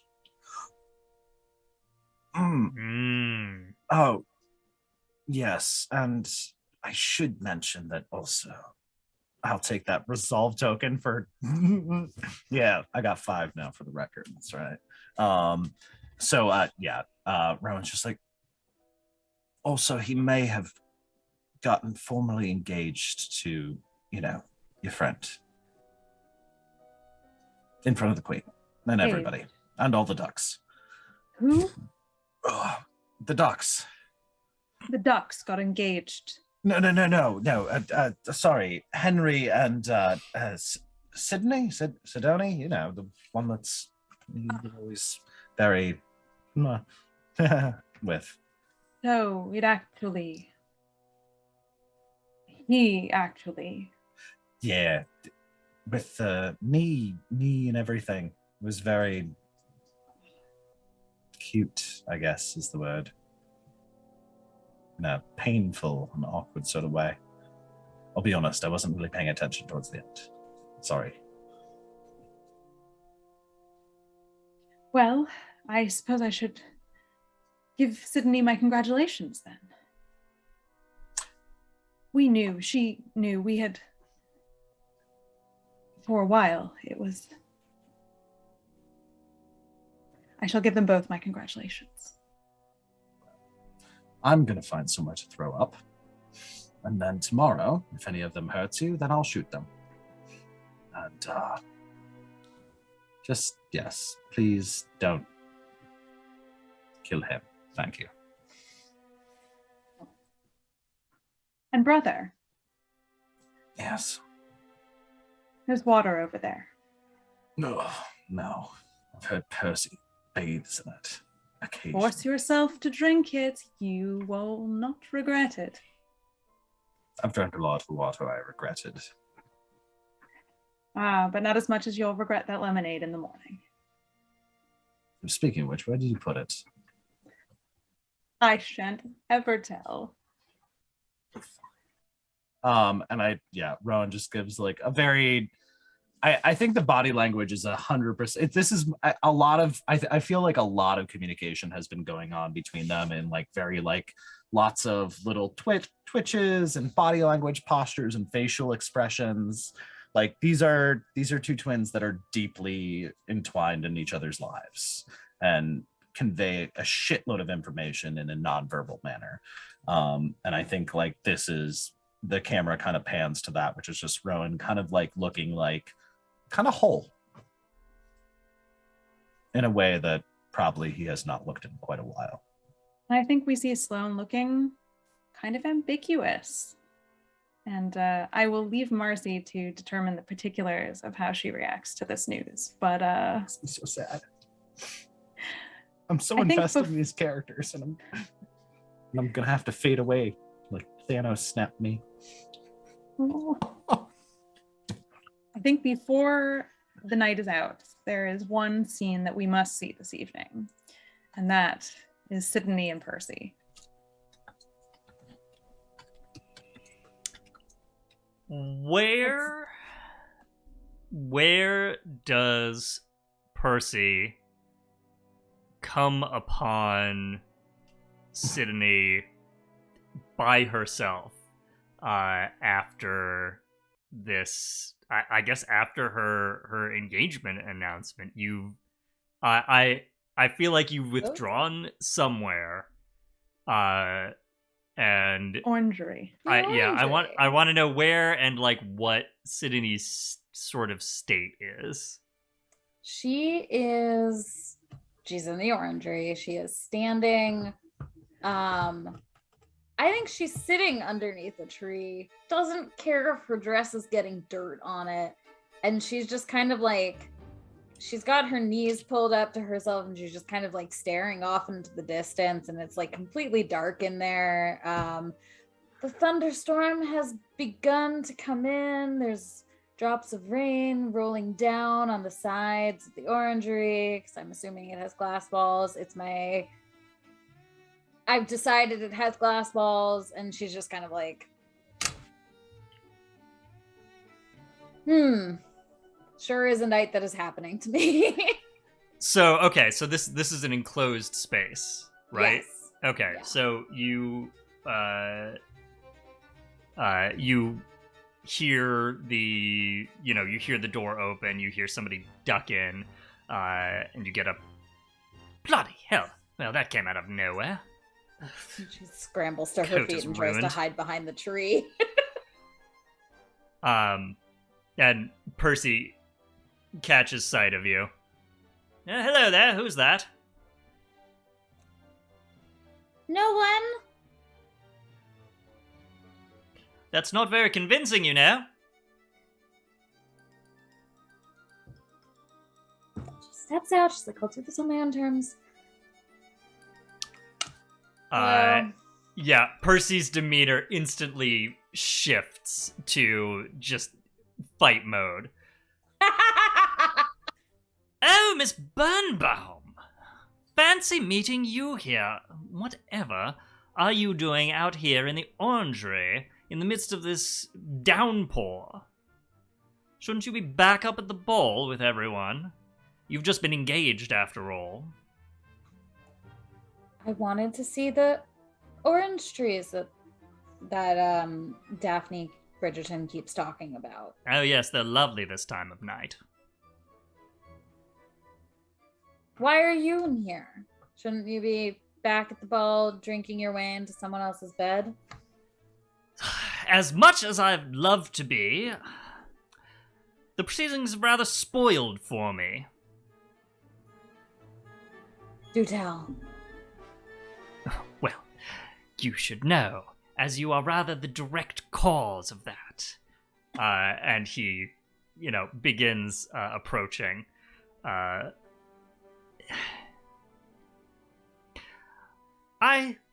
asked Lieutenant Wyeth to truly consider who it was he was about to be engaged to. And clearly, my advice is worth nothing, as that ring is now presently on your finger. So, once again, you have inserted yourself into the affairs of my friends, and, well, you've done a tremendous job ruining them. Congratulations. What have I done to ruin Henry? Oh, it's not what you have done, it's what you will do. Excuse me? Well, you've had such an exceptional track record thus far, Miss Birnbaum. I'm sure you'll continue it. Do you honestly blame me for you fucking someone else and then your fiance finding out about it? Yes, I do! Why the devil did she have to know that? That duel is your responsibility too, you know? If you hadn't blabbed about my private business to Sloan, then Rowan wouldn't be all up in arms, I'm sure. That must be the cause of it. You're a meddler, Miss Sidonie. An incontrovertible meddler. You have not earned the right to call me by my first name. Then, pray tell, how should I address you? I would prefer not at all. All you ever do when you speak to me is insult me and accuse me of machinations that I assure you, I am not doing anything at you, Percy. I would prefer to completely forget that you exist, but you keep inserting. You write that letter suggesting that I am some kind of awful harpy for involving myself in telling one of my best friends that you were cheating on her. You think I inserted myself into Lieutenant Wyeth's life as opposed to, I don't know, our families having mutual interests and agreements in us being engaged. And now I didn't get proposed at you. Not everything is about you. That hardly seems to be the case when it comes to your affairs. Oh, good Lord. Admit it. Miss Birnbaum, you're obsessed with me.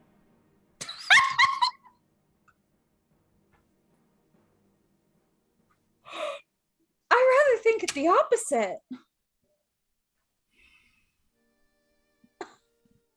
Yes? You protest? I do. Well, then I'm sure you'll have no trouble carrying out your mutual interests with the good lieutenant. The mutual interest of marrying each other? Yes, well, you seem very keen on it, based on this conversation. Of course I'm keen on it. My job is to get married this season. My aunt wants me out of the house. I want some kind of support while I write. He's a lovely man. A lovely man. Percy is like pretty close now. A lovely man. I think she's back up against that tree also. Just a fun little scene setting thing. I'd also like to add just a small little scene setting thing. Can there be a bee somewhere nearby? Absolutely. You know there can. So, speaking of busy bees, I would like to offer a resolve token to have Penelope Featherington somewhere nearby. Absolutely.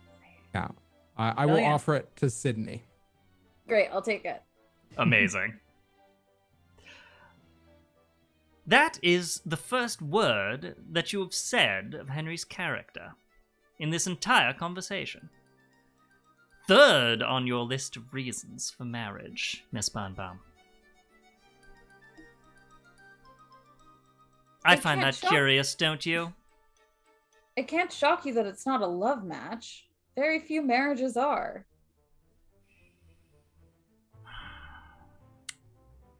And tell me, why shouldn't it be?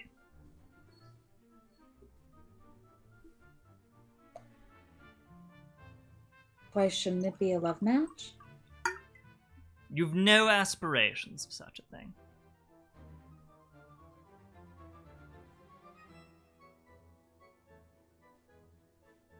I'm realistic about my chances of finding love in the society that Sloan has brought me into.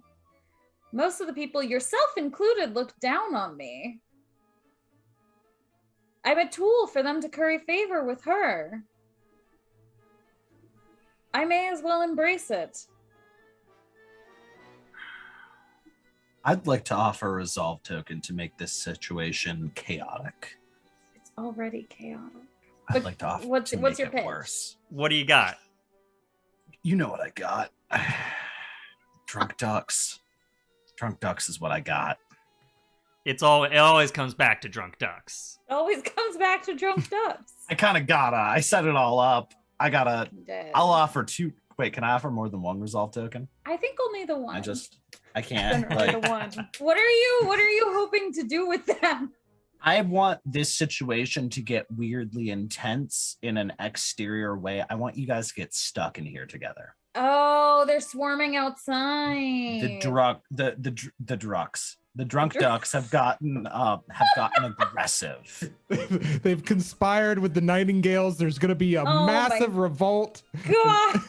I think people started, like, the drunk ducks got aggressive. They're falling over the place, quacking and nipping, and like it's causing a commotion. Somebody knocked over a candle. There's like a large candelabra thing, and there is chaos in the ball, right in the remains of the ball, and they have piled outside.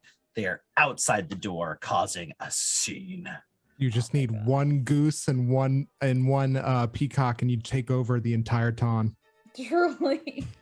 Honestly, where was this in the show? Drunk Next season. So it's pouring rain outside this greenhouse, and now we're surrounded by angry ducks. Yeah. I think you're surrounded by people. No. You're not surrounded. The ducks aren't actually the hazard. It's the people trying to corral the ducks. You guys are stuck in here having an intense conversation inside a glass building surrounded by drunk ducks and poor innocent people trying to corral them. And you can't be seen together. And you're in a glass greenhouse. I imagine that it is. Sorry, that got shadows. That got so hostile. I was like, "Fuck you." No. I don't think Sidonie notices the going on outside. She's very involved in this fight. Oh, so I'm offering this to David. So, Percy, do you accept my resolve token to become immediately aware of the foul nature of your circumstances? Yes, but I'm not sure what the intended consequences of this You're aware are. that you're being seen together. This situation is now under pressure. Oh, okay. Mhm. Okay. But no one actually has seen us yet. But they could. They could. Okay. I'm just ramping up the pressure and trapping you guys with ducks. Yeah, okay. So Percy is going to turn around. We are token. very close against this tree. Percy is going to turn around, look, and say, "Oh, bloody hell. It's a great crowd of people tramping down the lawn. What? Get out of... Come behind this tree. Crouch down." God, fine. Well, this is simply fantastic.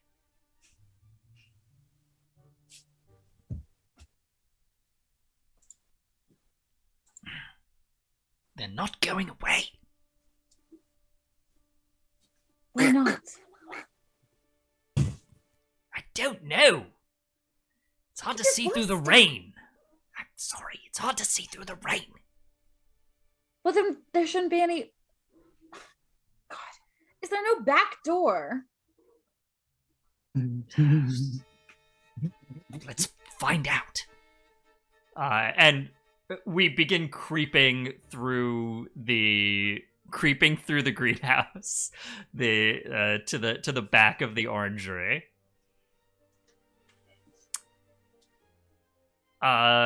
Is it more interesting if we find? I got it. You guys, I got it. Oh. what if you have to wait out the night? Can I give you another resolve token that you guys have to wait out the night? Or wait out a number of hours into the late hours, the wee hours of the morning? I'll take it.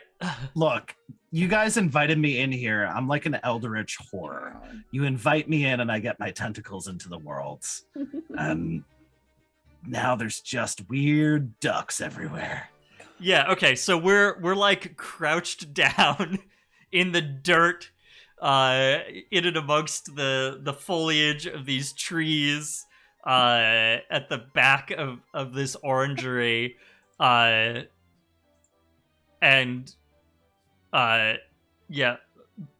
Percy just turns to Sidonie and says, well, it's not a fine mess you've gotten me into. How is this my fault? I don't know, I'll figure that out later.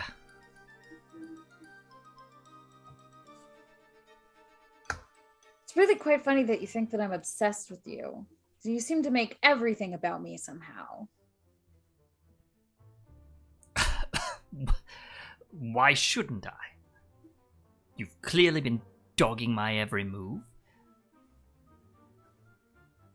Again, my lord, if I could ignore you for the rest of my days, I would.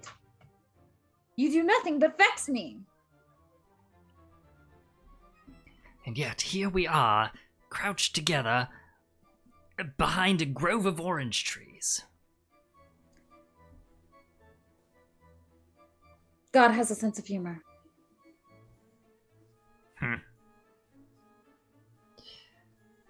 Apparently. Well, I suppose we shall simply have to wait them out. Just...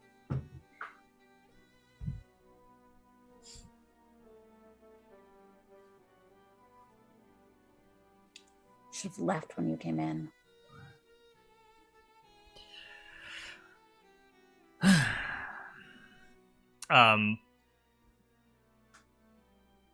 I think at this point, we probably just get the two of them like sort of hunched, facing in opposite directions on either side of this orange tree, and I think we probably pull back and out of the greenhouse and just sort of get a view of the broader lawn and the orangery, and the people chasing ducks and these two figures in the back of this glass house just seething at each other.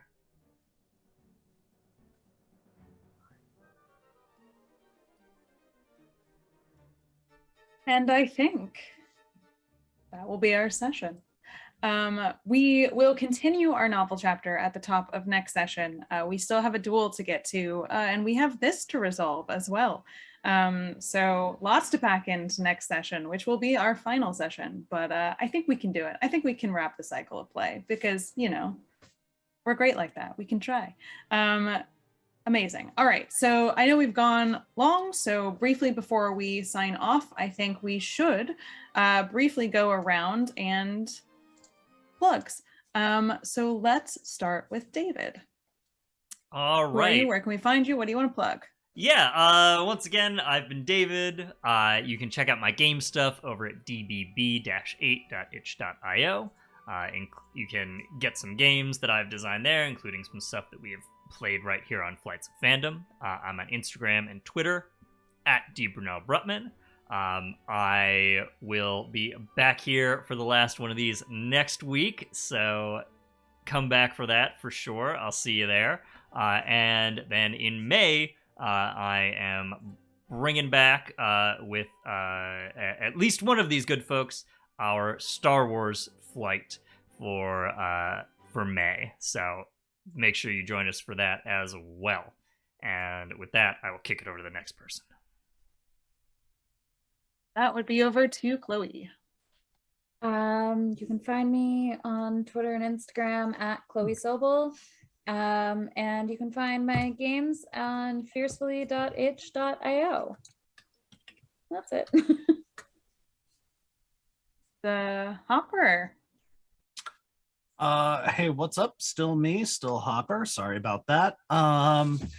I will not be returning next week as I venture back into the duck-filled abyss from which I came. But I am very often on this channel. I'm a cast member on Hole in the World, which Zach so incredibly GMs. And I am a regular cast member here on Flights of Fandom. I will be returning next month as an Ewok. It's fine. Don't worry about it too much. An Ewok Blood Knight. It's fine. And if you want more of me and my bad hot takes, you can follow me at Fail Deadly. That is with a 3 instead of an E. And if you would like to see actual content and stuff that I'm doing, you should definitely check out the Legend Tree with underscores instead of spaces here on Twitch, and the Legend Tree on most social media platforms. I may stream the first game, or this first streamed game of an ongoing evil D&D campaign set in like basically a nightmare Skyrim-ish Australia-inspired campaign where I'm actively trying to murder all my players and they're evil. It's very good. There's some phenomenal role players, and that may be coming this Thursday. Stay tuned. If not, it will be coming in the near future. And I also stream some video games over on there. So sometimes with Zach even. We're funny. You should check us out. That's Speaking of Zach. Hey everybody, I'm Zach, excuse me, otherwise known as Great Zamino. God, I love being a part of this. Thanks so much, guys, for tuning in, and for also to the cast and especially to Marissa. Thank you so much. Shout out to Marissa is the big thing, because everybody covered what I wanted to cover.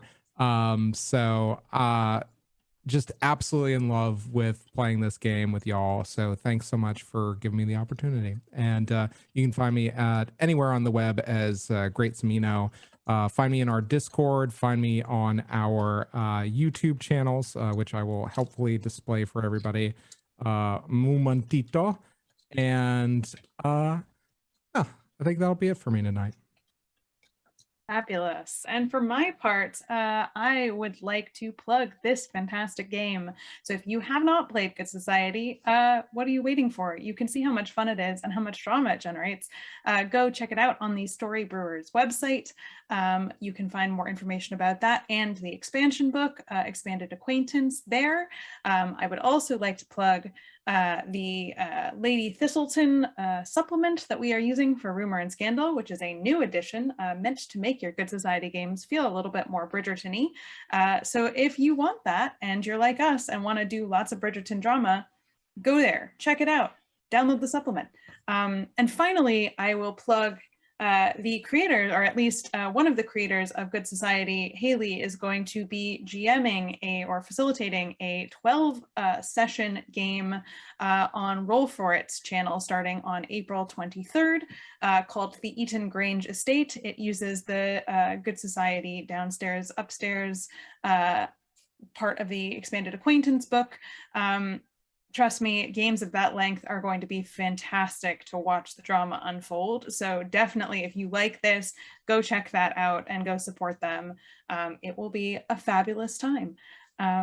But apart from that, that should be it from me. So on behalf of the whole Flights of Fandom crew, join us here next Tuesday. I know today is a Monday, but we will be returning to the Tuesday time slot at 8 p.m. Eastern time for our finale of Bridgerton, Dear Reader, where we will wrap up all of this drama and see who ends up with who and what other crazy shenanigans unfold in this Arton. And with that, we will sign off. Good night, everyone, and hope to see you next week. Be gay, do crime. Be gay, do crime. Yes. Be gay, do crime.